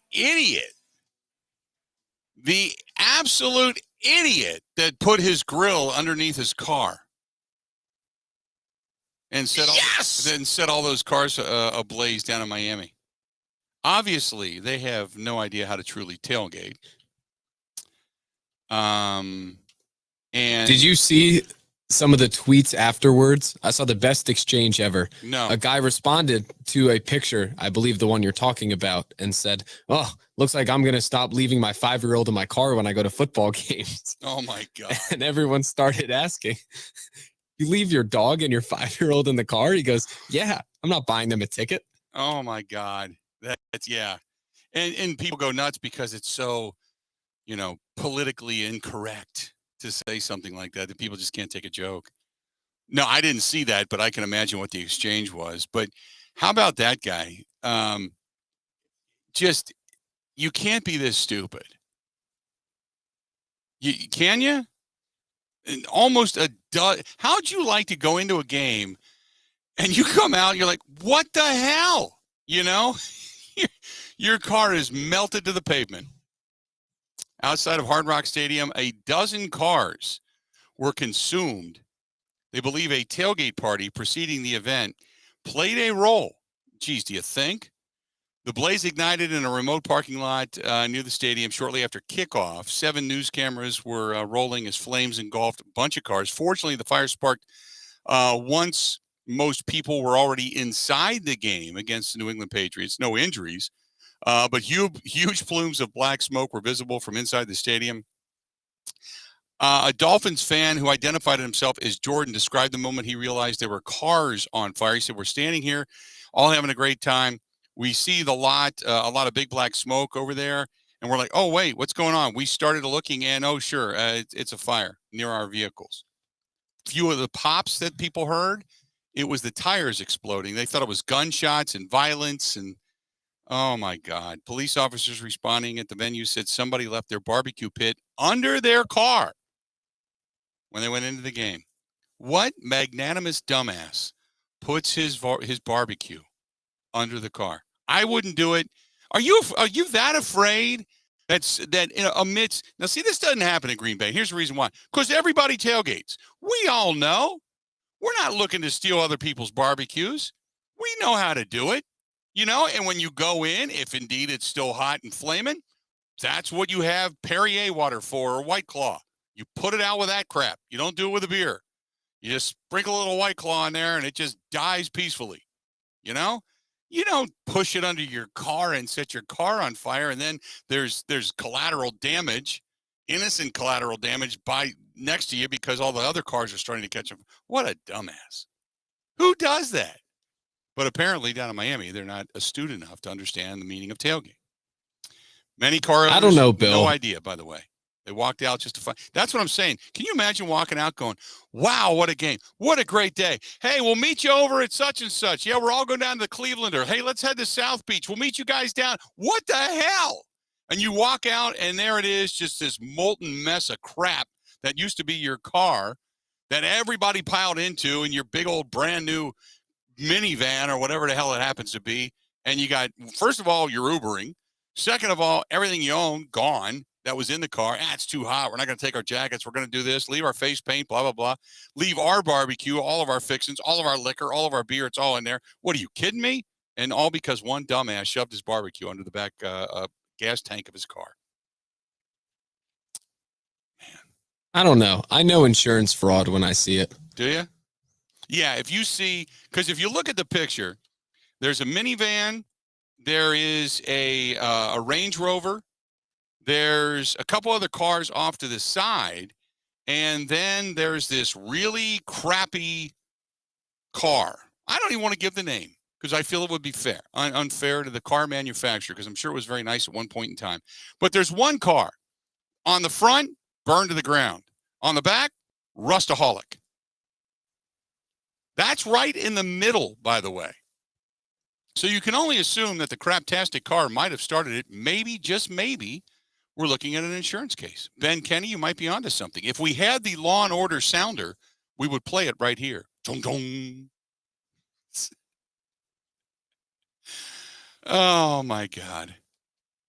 Can't be that stupid. I'm not sure, Bill. I wish I had the answer there. Right? Thank you, Aaron. Always paying attention. I love the fact that he's doing that. It's good stuff. Yeah. I'm watching a video of it. Range Rover, craptastic car. Next to that, then a minivan. Then a couple other cars off to the side. All on fire. There you go. Speaking of being on fire yesterday, he was on fire, having a good time, playing for the people in purple. That was at Arius Smith. He met with the media after the game. This is what Z had to say. So if you don't know, the cameras caught you after Aaron tried to block you and you guys stood up. Did you talk about that moment a little bit? The cameras are right on you guys. You know what? I was telling him he's not a blocker. Be a quarterback. That's what you want. He tried to block me. I think it was a reverse. Yeah, on the reverse, man. And I got a good chance to get a lick on him. But it's all good, man. It's still football. We're just having fun with it, man. What did this win mean to you? As your revenge game, right? Yeah. And coming into it, and you enjoyed every second of it. You knew it from the get-go, didn't you? Yes, ma'am, I did. We prepared for it very well. We got an opportunity to watch film and figure out their weaknesses. And we saw that, and we got a chance to get advantage and do that in the game, as you can see. And, of course, beating up with Hunter, right? To Yeah. do one-on-one with him. It's great. I think I was talking to Coach before I came here, and he was like, Z, we need you here. I said, Coach, I want to come. I said, is Daniil Hunter still there? And I gave him a call before I even signed my contract, and I told him, and he was so excited And that's what made me so excited to come here, because I got a chance to talk to him before I signed my contract. See, was that the same offense they ran? I mean, anything different than what you remember seeing? Yeah, it was the same. I know. I think it's San Fran's too, also that run the same offense, and we got a chance to go against them in training camp. So we've been seeing it for a while, and know a lot of their ins and outs of what they do good and what they do bad. So we got a chance to take advantage of it. I'm just so happy that we got a win tonight. And they have talked a lot of putting you at various spots. You know, Yes, middle, sir. right guard, left guard. I mean, why is that so effective? Just my ability. You know, I grew up a guy that played basketball, so I got to, get a chance to shake somebody. But I can do that all up and down the line. The center, the guard, the tackles, it doesn't matter. I'm just glad that I get a chance to use my ability to help this football team win football games. I think that's one game, and you guys don't want to get too high about it, but what does it say about your defense? I mean, you switched out a lot of parts from last year to this year and went out and allowed one touchdown to a pretty good team. We just taking it one game at a time. I know right now we just got to go in and watch film and correct our mistakes, because there was some mistakes that we made out there, and they took advantage of it. I don't think you remember. It was one drive where they took us all the way down the field. But once we correct our mistakes, we'll be good and get ready for next week. There was a moment where they caught you on the big screen, and you basically said, y'all some bad BMF. dudes. Yeah. BMF is our logo. Edge department also. But, we're going to keep that motto going, man. It's good for our room and good for our football team to set the tone, on the defensive side of the ball. What does the future hold what's the future hold for Justin Jefferson? Oh, man. You know that. I want to hear you say it. Man, look, he's a great player, man. He's fun to watch. Even at practice, he's doing the same thing at practice. So I know he's going to be a great receiver in this league and probably be the number one receiver in this league, if I'm not mistaken. What you think? That's what he wants. He says that's what he wants to be. Yeah, it's coming. He's just keep putting in the work. He's doing it each and every day at practice, so it's going to translate in the game. And as you can see, it did today. When you got Phillips, and then you also got Dalvin up there, and the way that they were playing along ma'am. hand in hand with you, how important is that to get them going? It's big. It's big for us. Those guys always harp on, put us in situations. I said, you got the edges. We're going to close it for you and have the quarterback stepping up for you. So they didn't make a lot of plays today after getting after the quarterback, but for sure next week they will. Yeah, most definitely. What went through your head just when you were getting up, getting close to Aaron and knew that you were going to get to him? Just think about the moment when I was here in 2019 when I got a chance to sack Kirk Cousins. I think I did it 3.5 times, and just being able to come on the other side and do it to my obviously quarterback, man. It feels great. The energy was there. My teammates had my back, and they knew what time it was. So we got the dub, man, and we're just so excited, and we're just going to get ready for next week. Any words exchanged on that first sack with him? With Aaron? Yeah. No, I just wanted to do my dog crawl. I haven't done it in a while. I had a chance to not play as much last year, but to get an opportunity to come back on the field is a blessing, because 6 months ago, I thought football was over with for me. So to have this opportunity and have my coaches come here like Mike and Pet and great guys, man, and Quasi for giving me the opportunity, and the owners, man, they love me here. So I'm just happy and excited to be here, and I just can't wait. So did you, obviously you guys didn't play much in the preseason, but did you have a pretty good idea this would be a violent defense? I mean, there was some violent stuff happening. Yeah, you got guys at every position. Think about it. Yeah. Harrison Phillips, look at him back there. You got DT, you got me, you got D Hunt, you got EK, you got Hicks. It's just so many puzzle pieces, man, and we putting that together, man. And as you can see tonight, it showed up, and the world got a chance to see it. You guys always talk about the chemistry that you have in your defense. What is it like then to see kind of the sacks getting spread out among different players, seeing EK get that stop? That's big. I think we had a bet in our room for who get the most sacks this week, but as it was a tie for all of us. But next week will be a big opportunity for us to get after the quarterback. There you go, Zadarius Smith. He said, I think we got a bet in our room, meaning the linebacker room. Sounded like he said we got a bet in our room as to who gets the most sacks. And it's sacks, S-A-C-K-S, but you have to take a double take for a second, because it sounds like we got a bet in our room. Who's going to get the most sacks? I heard that a couple of times. People were pointing that out to me today. I thought it was rather funny. There you have it, Zadarius Smith. Boy, I tell you what, Jason says that Zadarius is really making it easy to not like him, considering how much we cheered for him in green and gold. He's doing what he's doing for Minnesota, what we loved him to do here. I don't fault him for that. It's painful because he's not a Packer. That's fine. It's painful because he's not a Packer, but that's what he's getting paid to do, is be a Minnesota Viking. You know, he said the same. We loved it when he came from Baltimore into the Packers organization and praised the Packers and praised, everybody here and thought of the organization so highly. And then when he ended up getting hurt and got the back surgery, suddenly he felt he was a cast aside and got pissed off. So I mean, I don't know specifically what to tell you, and you can like who you want, but I still have a lot of respect for him. Just do. Let's do this. When we come back, Mike Clemens is going to be joining us. Mike's going to take us the rest of the way. We're going to talk with Mike, and we'll get his thoughts on this game. Mike and I were both in Minneapolis yesterday and last night for this contest, and Mike's going to bring you a lot from inside the locker room, some of the senses and sounds and such afterwards.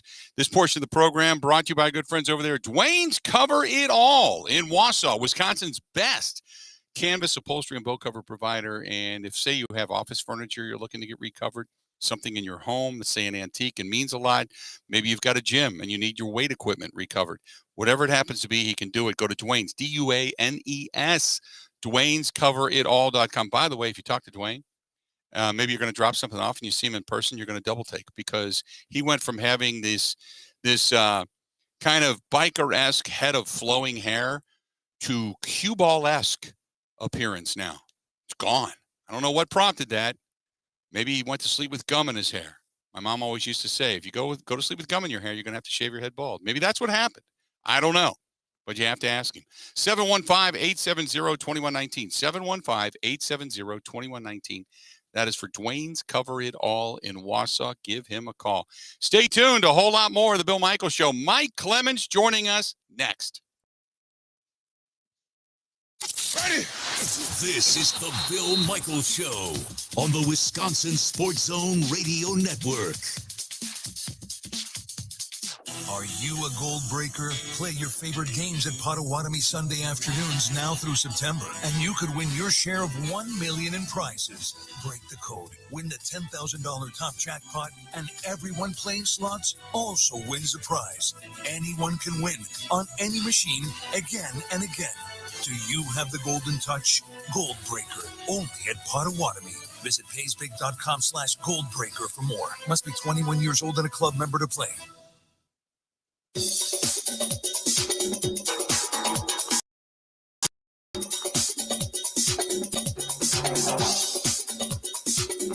Bill Michaels will resume in 3 minutes.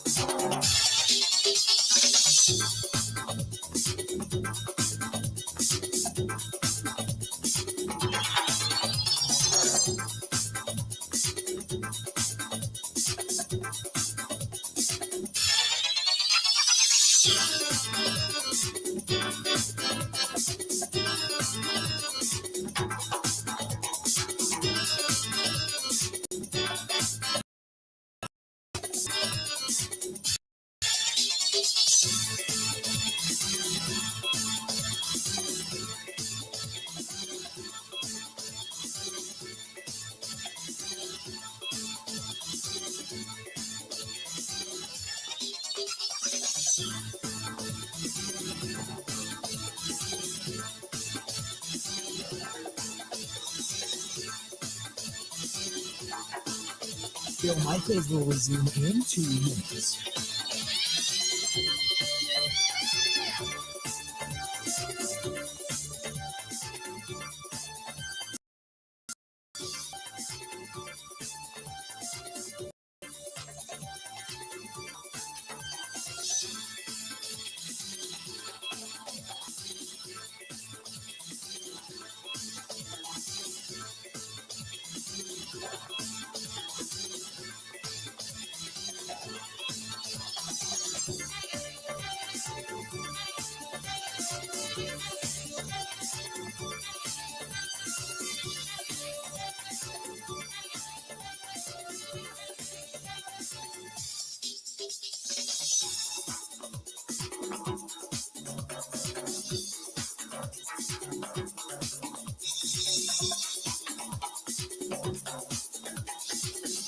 Bill Michaels will resume in 1 minute.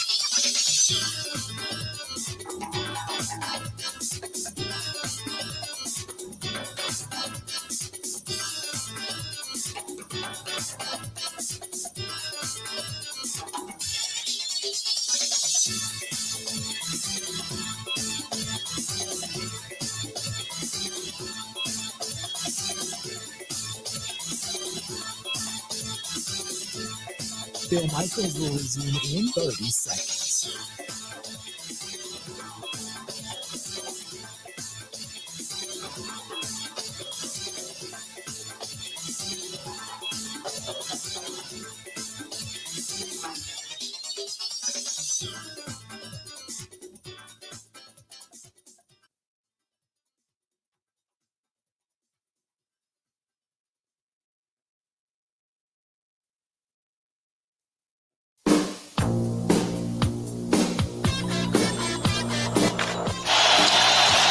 Play clock at 1. Pressure up the middle. Rodgers in trouble, and he is sacked. It's the ex-Packers and Arius Smith. Some young guys played their first game. A lot to clean up. Is it hard to play quarterback when you're kind of unsettled back there? Nah, I've been unsettled for a long time. A lot of different games. We'll clean it up. It sucks. Tough feeling. But they're good. They're a good team, for sure. They're not going to be a 3 or 4 win team. That's going to be a team that we're going to be contending with in this division. And we got to turn around, head home Sunday Night Football against a 1-0 team. Probably riding pretty high. And we got to have a better performance. Oh, and he's not kidding. You've got to have a better performance if you're going to knock off the Bears, who are probably riding a little bit high right now. Not that you have to play great, but nevertheless, the Bears get a win in ugly conditions over in Chicago on Sunday. But nevertheless, Mike Clemens now joining us on the line, brought to you by the Bay Motel in Green Bay. Quiet, cozy, and comfortable. And if you're going to do a tailgate party, that's a great place to go, right there in front of your own room. That's BayMotelGreenBay.com. Don't forget about the Bay Family Restaurant. They serve up some good home-style cooking over there, too. But BayMotelGreenBay.com. That is BayMotelGreenBay.com. Michael, how you doing? You're not home yet, are you? No, still in Minneapolis.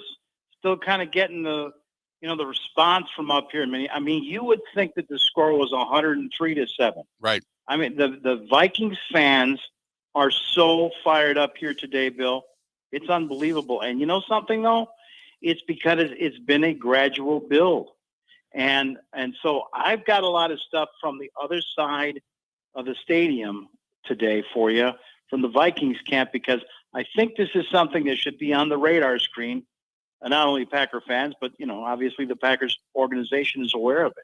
Because when you see, when you step back and you look at the big picture of, Ziggy Wolf and his brother Mark, these billionaire real estate developers, I know they kind of remind you of the Bucs franchise. It's like these guys just keep on digging and digging, and they eliminate all the excuses. They upgrade the practice facilities. They put in brand new meeting rooms. They bring in, Mike Zimmer and all that. That doesn't work. And then you start hearing things like Justin Jefferson, the young star player who's proven himself. And after a year or two, he probably, all it takes is one dinner off campus with the owner and the player saying, Zim ain't working. People aren't, right. You're not going to bring people here. The word is bad on the street. So they bring in this fresh Kevin O'Connell, 37 years old, a guy who had been a backup quarterback for Belichick and Tom Brady for 5 years and around the league. This is a bright guy. This is another Matt LaFleur, Sean McVay kind of guy. And the schedule, I mean, you got beat sort of by your own system. And O'Connell last night talked about getting his first win in the NFL as a head coach. Very, very excited about our team's performance today. Coaching staff, players, all three phases. We set out a long time ago on this season program into training camp, all the way through preparation, with a mindset on today. And everything we did has been focused on not only today, but 16 more weeks and opportunities moving forward. And as a first-time head coach, to get to talk to the team last night and really try to give them as much clarity of what we were looking for today, and then watch them take that plan and bring it to fruition. I don't know if I've, had a more gratifying moment just because of the looks on their faces, just because of the looks on our players and coaches' faces. And, there's a lot of things I can for sure be better at than I was today, but first time out. I do know one thing. I love this team and I love this coaching staff and the guys I get to do this with every day. Now, their quarterback, Kirk Cousins, outdueled Aaron Rodgers, looked really good doing it, looked more comfortable. The offense that, their new head coach brought with them, obviously, Mike, it really worked. But they kind of feel like this is a fresh start and a new beginning, don't they? Well, think about this, Bill. A year ago when, the Packers had their struggles with team players and Aaron Rodgers and his take on COVID, and Kirk Cousins was the same guy, I'm not going to get vaccinated. And Zim, publicly calling him out. I mean, somehow getting in the middle of the story. LaFleur managed to just sort of stay off to the side, like, that's Aaron's deal. We're just following NFL protocol. I mean, these are some of these things that built up. And so it's not like, like the players have taken over, like the inmates are running the asylum. But it's when you come out with such a convincing, overwhelming performance at home, give it that. You have to say, oh my God, you've wakened a sleeping giant. And they've brought over coaches from Green Bay. They've done pretty well in the draft in certain spots. They made 4 trades in the last 10 days of training camp. And basically part of it, like, you and I were talking about Larry Fitzgerald Sr., Larry's dad, right. the wide receiver. He just said, some of these are culture moves. At the end of the day, they were checking out some of these Mike Zimmer regime guys and saying, you know what, this guy's part of the problem. Just the way he carried himself in the meetings. And they got rid of guys, not because they weren't necessarily they were pretty good players, but they were holding this team back. And so then you talk to Kirk Cousins, who handed, a game ball to his new head coach, and, the coach was giving it to the owners. These guys are really galvanized after pulling off a win like that. And here was Cousins after the game. Just a great team win. You can point to so many phases of football today that made a difference. Our defense got a turnover going into half, turnover coming out of the half, and just a tremendous, effort by so many people. Great to see some success running the football. Great to spread the ball around to a lot of different people in the pass game. Thought our coaches put together a great plan and put us in a position to be successful, which is tremendous. And, a couple of big 4th down stops by our defense as well that made a big difference. So, just a lot of people playing together. It's encouraging to have a win like that at home to start the season. Kirk, what did you see on that first touchdown to JJ? Because, we've been talking about you letting it rip, and you had a chance to do that there. I mean, he's pretty open. So it was just... Surprised at how open he was many times? I will be a little surprised. Yep. You expect him to get taken away a little bit, and he will. Our coaches are trying to find ways to still keep him, involved, and we were able to do that today. And, and so it's going to be kind of a conversation we had a lot last season. We'll have this season each week of, how does he get defended?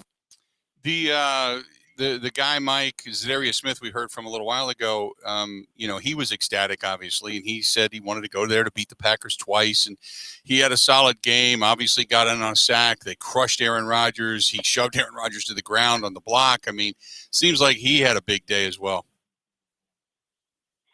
Yeah, that's the last thing. I mean, you start, you bring in Kirk Cousins a few years ago, you get yourself a quarterback. You make some good picks, and you get a Justin Jefferson in the draft. And, you start to rebuild the line, and you still got Adam Thielen, a guy that the Packers passed on. They whiffed on. They saw Adam Thielen in a workout, and he was an undrafted kid that the Vikings called before the Packers did.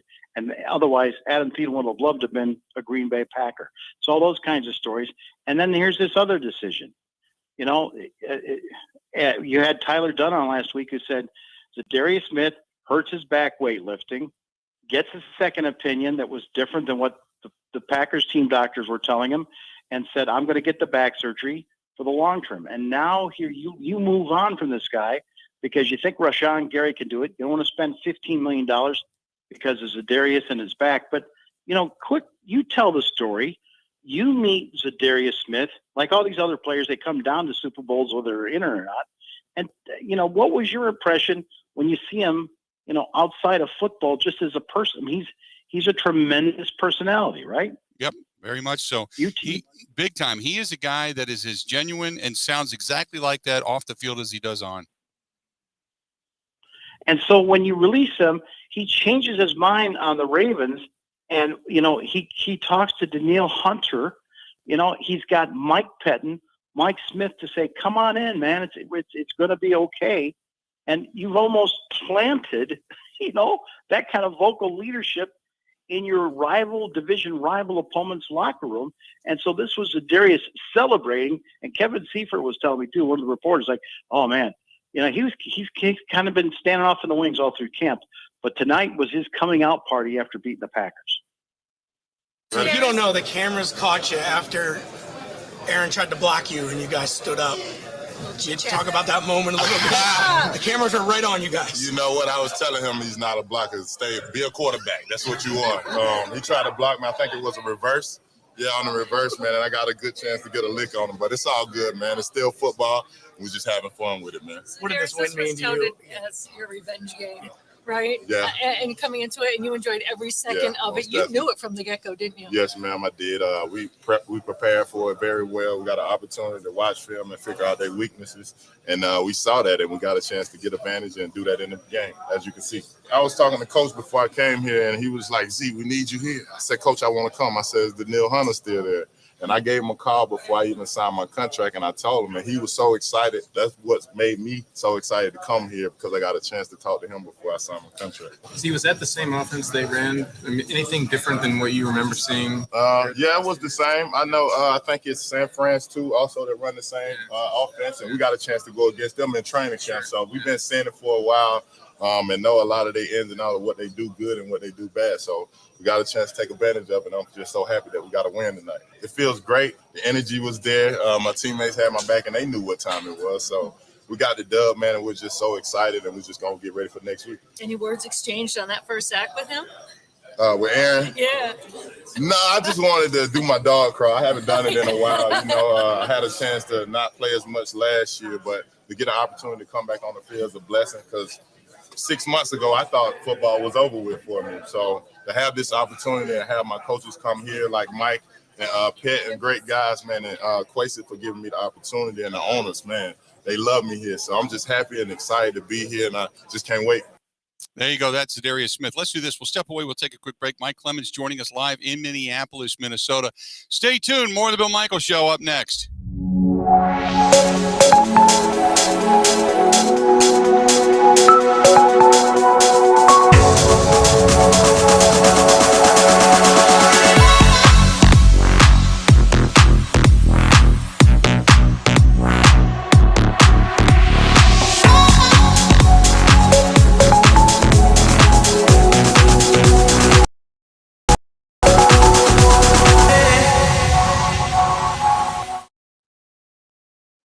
Are wood tones, and so the ability to have wood tones some places and the white windows others, it worked really well for us and allowed us to have exactly what we wanted. Pella's team of expert installers always provides service of the highest quality, starting with an in-home consultation and ending with no hassle or mess, leaving nothing but perfect results that stand the test of time. We have the best wood warranty in the industry to prove it. There's no reason to wait any longer, because right now, put no money down, make no payments, and be charged 0 interest for up to 24 months at Pella Windows and Doors of Wisconsin. Get started today at PellaWI.com. Expires 9/30/2022. Certain restrictions apply. See showroom for details.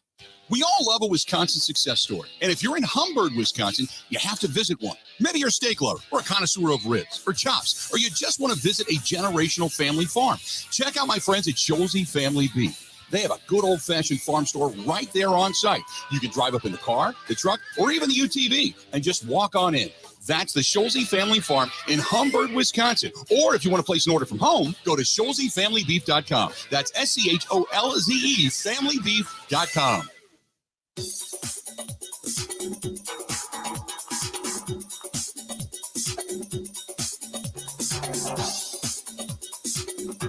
Bill Michaels will resume in 5 minutes.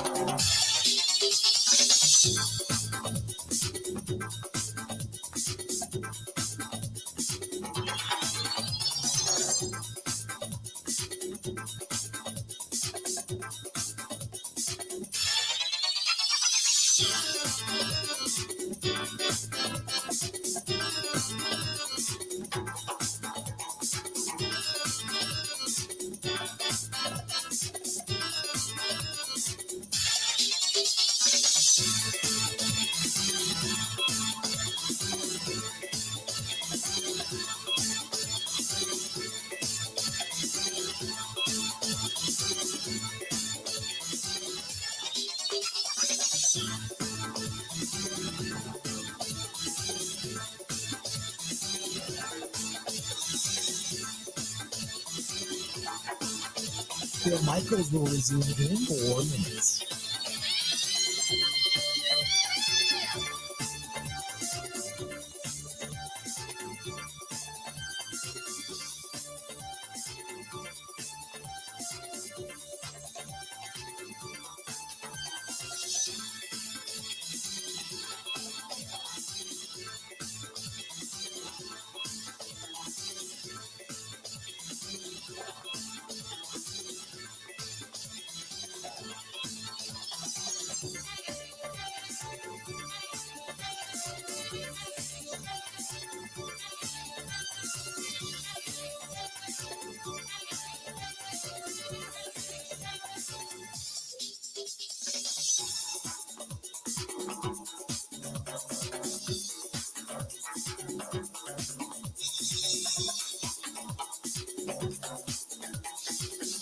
Bill Michaels will resume in 3 minutes.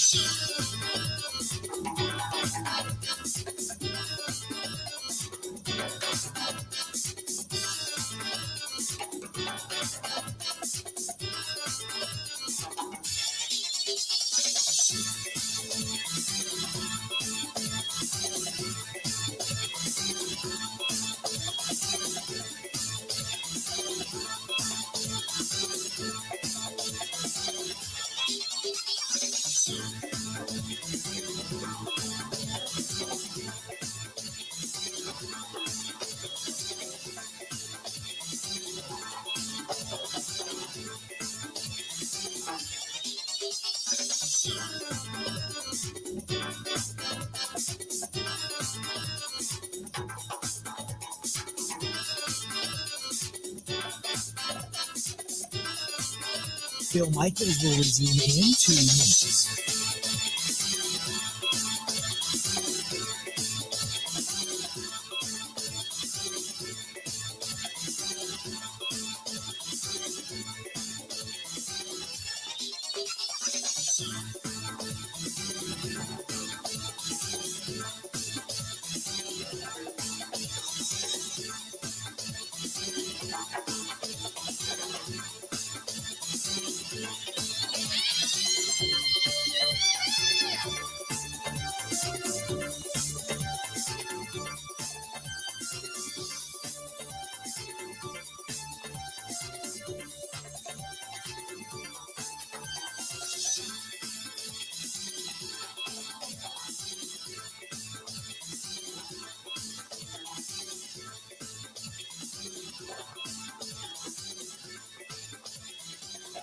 Bill Michaels will resume in 1 minute.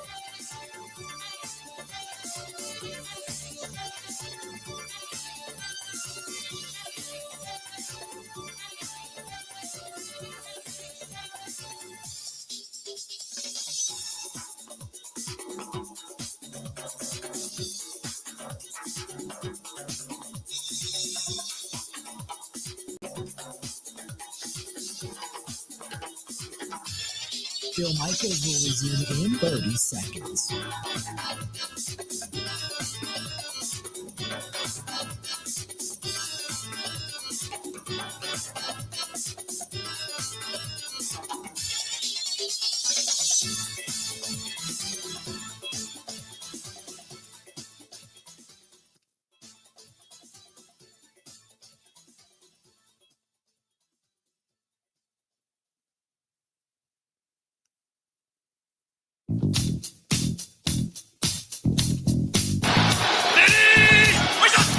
Cousins gonna throw near side, caught for the touchdown.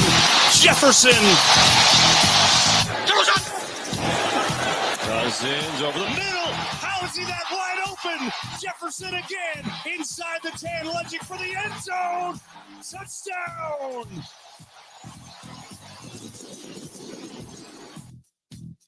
How is he that wide open? Man, oh man. Justin Jefferson seemed to have, wings on his feet the way he was all over the ballpark. Joining us on the hotline again up in Minneapolis, our guy Mike Clemens on the ground, brought to you by our friends at the Bay Family Motel, Bay Family Restaurant. Go to baymotelgreenbay.com. That is baymotelgreenbay.com. Justin Jefferson, Mike, was everywhere, and the Packers didn't have an answer for him. It didn't. I mean, when they played here last year and lost, Justin Jefferson had a big day, over 160 yards. He had that by the end by halftime yesterday. And the Packer fans, the Packer organization, by making the decision to move on from Kevin King, which they had to do, but we're signing Rasul Douglas. They thought this guy was going to be the hot guy that could be their nickel back. You get Jair Alexander back. There was an awful lot of self-praise about how great their secondary is going to be, and you got veterans now like Savage and Adrian Amos back there at the safeties, and then the status of the front four and Quay Walker. Well, the Vikings come right out and they attack your rookie, play after play after play, go after Quay Walker with both running plays and pass plays, and then somehow they get alignments. So they know that Joe Barry's inside linebacker is going to be ending up going outside and covering the slot. And now somehow you have rookie Quay Walker lining up against this dangerous Justin Jefferson, who just gashes you, and he's just wide open. Inexplicable. And a lot of it, the Packers running some kind of a zone. But right after the game, you're talking over the Viking side to Justin Jefferson, and he talks about the complete culture change and how these guys are going to start playing for Kevin O'Connell. I mean, I've been saying it this whole time, how we were all excited about this new team. Having all of these new guys in the building, new coaches in the building, definitely feels good so far. You said 2,000 yards this year. Did you undershoot? Nah. I mean, that's my goal. That's my goal. No better way to start it off with 180, right? Justin, what did you see on that deep over think through the safety? Take us through that. You talking about the wide open one? Yeah. I mean, it was really preparation. Us running the play in practice all week, it left me wide open. So, I mean, we'll take the game, get some extra yards, and wish I would have scored. Were you surprised how open you were? So often? Kind of. When I caught the ball, I was definitely looking for somebody to be there. But, I mean, you'll take it, just like I said. You did. After you caught it looked like you took a second. Yeah, I was thinking somebody's about to come behind me and attack me. I thought Jair kind of ran with me, but he wasn't there. So it kind of, shook me up a little bit, and I'm glad I got in the end zone right there. I mean, that's the thing that I like about our offense. I mean, we move so much. We have so many players on our offense. You can't really stick with one player. And that's what I kind of like about our offense, our guys that's here. And we just got to keep going, keep getting better. So, Mike, I mean, the big question was, why did Jair not stay with him all day? And I know Jair talked a little bit about that after the game, right? Yeah. And one other smart thing the Vikings did was they had their joint practices with the San Francisco 49ers. And in a way, they say that prepared them for the Green Bay Packers, because LaFleur's offenses and defense, run a lot of what they're going on in San Francisco. That helped them as well. So, yeah, everybody was asking, in the stands, why don't you just take Jair Alexander and line him up on 18 and shadow him the whole game? And it seemed like they didn't get to that to maybe the second half. Jair had told ESPN also after the game, something, I suggested that, but they wanted to stick with, their game plan with which kind of a zone. How about the one play where Justin Jefferson, they're at the 36, and he gets in back of the linebackers. He's just crossing over the field and puts his hand up. He's wide open, an easy throw for just about any quarterback to make, and he takes it in for a touchdown. So you asked Jair, was there confusion on that play just before the half? No, just miscommunication. I can tell specifically, like, on over routes, on that over route that he scored, like, I should have stayed on him. I was expecting cut health and didn't get it and shouldn't have expected it. So, I should have stayed on him on that one over. But, we got to tackle and get him down. Was that zone? Zone, yeah, it was zone, yeah. It didn't work very well, quite frankly. So, now I guess, if you're the Packers, you start looking in different directions, and it didn't matter which guy you put on him. I mean, it was Justin Jefferson all over the place. You start to go through the list of people that try to cover him, including Rasul Douglas, and nobody was keeping up with him, and they did not go to Jair. So it was kind of like zone coverage, and whoever's got him's got him, right? I will predict that later today when Matt LaFleur, after watching the film, is going to talk to the media, that he's going to say, look, if it's run properly, it works. But when you have a guy or one guy, 111, break down and not follow his assignment, so you're getting, I'm trying to piece these puzzles together here, and you're not going to get someone who's going to call somebody out apparently. But is it Savage? Is he supposed to be the one that's supposed to pick him up as he crosses over into that middle zone? And then Jair stays over there in the left-hand side. Mm-hmm. Is it something Rasul Douglas is missing, in his new role as the nickel? So you go to Rasul, and to right next to him is Darnell Savage, who's kind of kibitzing in the background. And we're trying to, ask Rasul, did the Vikings move Justin Jefferson around more? Did that sort of catch you guys off guard? I can't fake it. I ain't do nothing that we didn't expect. He's not good. Huh? He's a pretty good player. I don't even want to respond to that because it's like Which I want us to say. he made plays. He made plays for sure. I think everybody seems to be frustrated in that defensive backfield right now. Is that fair? Yeah. Yeah. I appreciate that these guys talk, but they're not talking. Mm-hmm. There's some stink going on back in that room. Jerry Gray, his last job was with the Vikings. So again, it's just another one where, the Vikings got so much intelligence now on what's going on with Green Bay. Then you go to Adrian Amos and, say, how did you give up 160 yards the next time you have to face Justin Jefferson here at US Bank Stadium, for a second year in a row? The frustration that we lost, you know what I'm saying, and we let up 23 points. So, and that's where we got to be better. You know what I'm saying?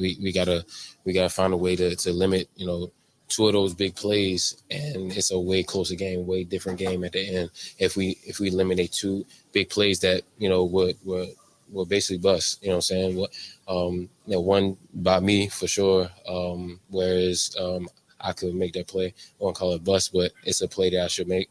And then, another one, we got somebody running free. And like I said, when it's the back end, that, I look at myself to where it's, we can all be prepared better. Well, I can't even say prepared better. We just got to execute better. We got to be better. The other deflating thing early on in the game, we all talked about it, was Christian Watson and that drop. Mike, had that fallen into his hands, maybe the outcome, the spirit, the tenacity, maybe everything becomes a little bit different. I think those momentum swings affect a football team. They do. It's just, it takes a while to get away from it. And, Aaron Rodgers and Matt, there's no question. They come up with 60, and then the ones they think they're going to be the hottest and most work, they run those first. And the irony is, we were just talking to Rodgers about that at his locker last week and when you come up with that, here's one or two plays, we think this will work. How do you prepare for that? Tom Silverstein asked him a great question. It's like, do you ever ask the defense and the scout team, all right, give me the worst possible matchup for that, and how do I wiggle out of that? He goes, I do. It's like, okay, we've got this bomb to Christian Watson plan down the right-hand side. All right, what's the worst possible offense I want to see? First down. But he said he just dropped the damn football. So we went to the kid, Christian Watson, on how hard was it knowing that, it starts off with him dropping what could have been a 75-yard touchdown bomb when they had him lined up against 32-year-old Patrick Peterson. It's tough, obviously. But it's the first one. You don't know how many more you're going to have. But you're assuming there's going to be a lot more. Obviously, it's the first one. So, obviously it was tough. But like I said, it's a play that I know I can make. So I just go forward knowing that, I've made that play, 100 times in the past, and I'm going to make it next time it comes my way. Aaron Rodgers, he didn't have the best of throws yesterday either, Mike. No, but, that one was on target. And he was asked after the game about, were you in on that decision to say, yeah, let's put the start of the game on the road, week one, in the hands of a rookie who never got to touch the field in the preseason because of knee surgery. And here's what Rodgers said. He knew this was going to be growing pains. This is the real football. It counts. It's different. There's nerves. I thought Christian ran a great route to start the game. We talked about it during the week. Do you really want to start off with a bomb shot? I said, yeah, what the hell? Why not? This kid can really fly. Let's give him a chance. I was teasing Patrick after the game that we got him. He said, yeah, I wasn't quite warmed up yet, but we got to make those plays. Majority of, obviously Fox, I said you a few times on the sideline, you looked a little frustrated. Was it the mistakes? Is that the main thing that at that point that really bothered you? Yeah, look, obviously it'd be great to have a 75-yard touchdown to start the game, but drops are going to happen. It's part of the game. It's the mental stuff that we just can't have because we're hurting ourselves, whether we're going the wrong way on a block or missing the protection, something, or missing a hot, or not running the right route, the right depth. There was just too many mental mistakes. It's different when it's real, I guess. I know for me, it feels different, and the urgency goes up. But hey, love to be sitting here with very few mental mistakes in the first game, because then that eliminates you guys the opportunity to write about playing in the preseason or any of that stuff. But the truth is, we're professionals, so there's an expectation of performance, and it starts with preparation. And there was just too many preparation issues. It was surprising. That's Aaron Rodgers. Let's do this. We'll step away, take a quick break, come back. A lot more with Mike Clemens. Wrapping it up next to the Bill Michaels Show. Covering Wisconsin sports like a blanket. This is the Bill Michaels Show on the Wisconsin Sports Zone Radio Network.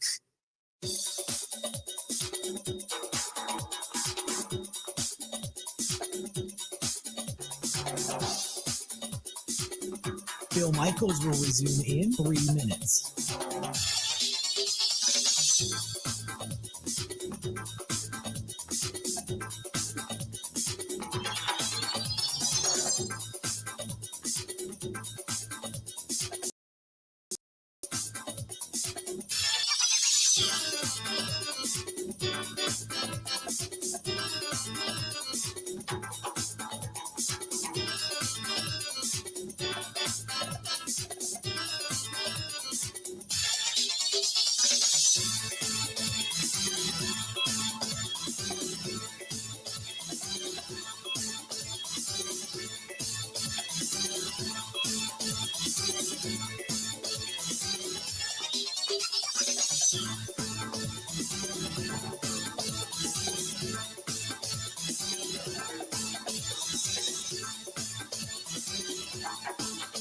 Bill Michaels will resume in 2 minutes.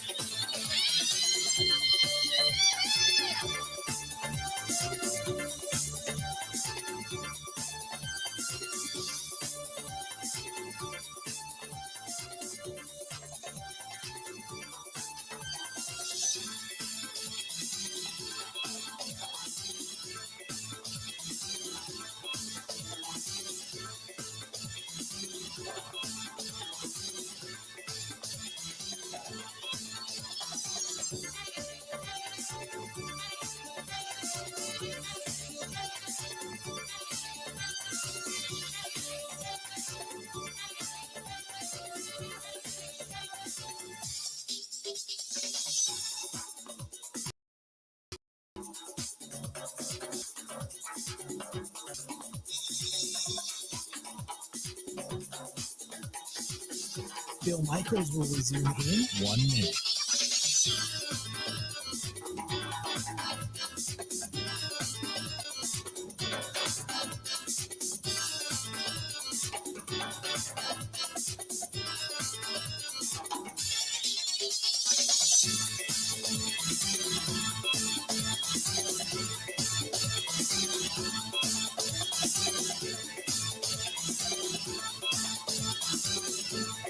Bill Michaels will resume in 30 seconds.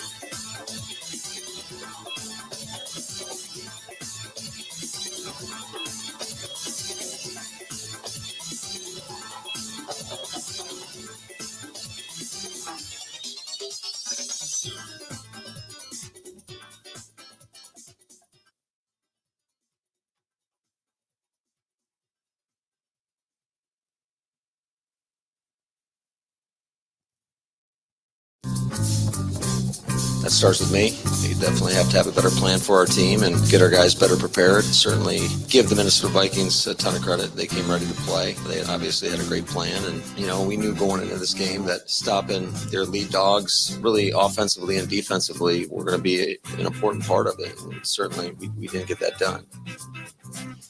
Those are the words of Matt LaFleur. Welcome back to the program. Mike Clemens joining us last few minutes of the program. And, Mike, I don't think the Vikings did a ton different that the Packers had never seen before. Obviously, a new head coach with a few new schemes, but I don't think anything just completely surprised them. You know what I mean?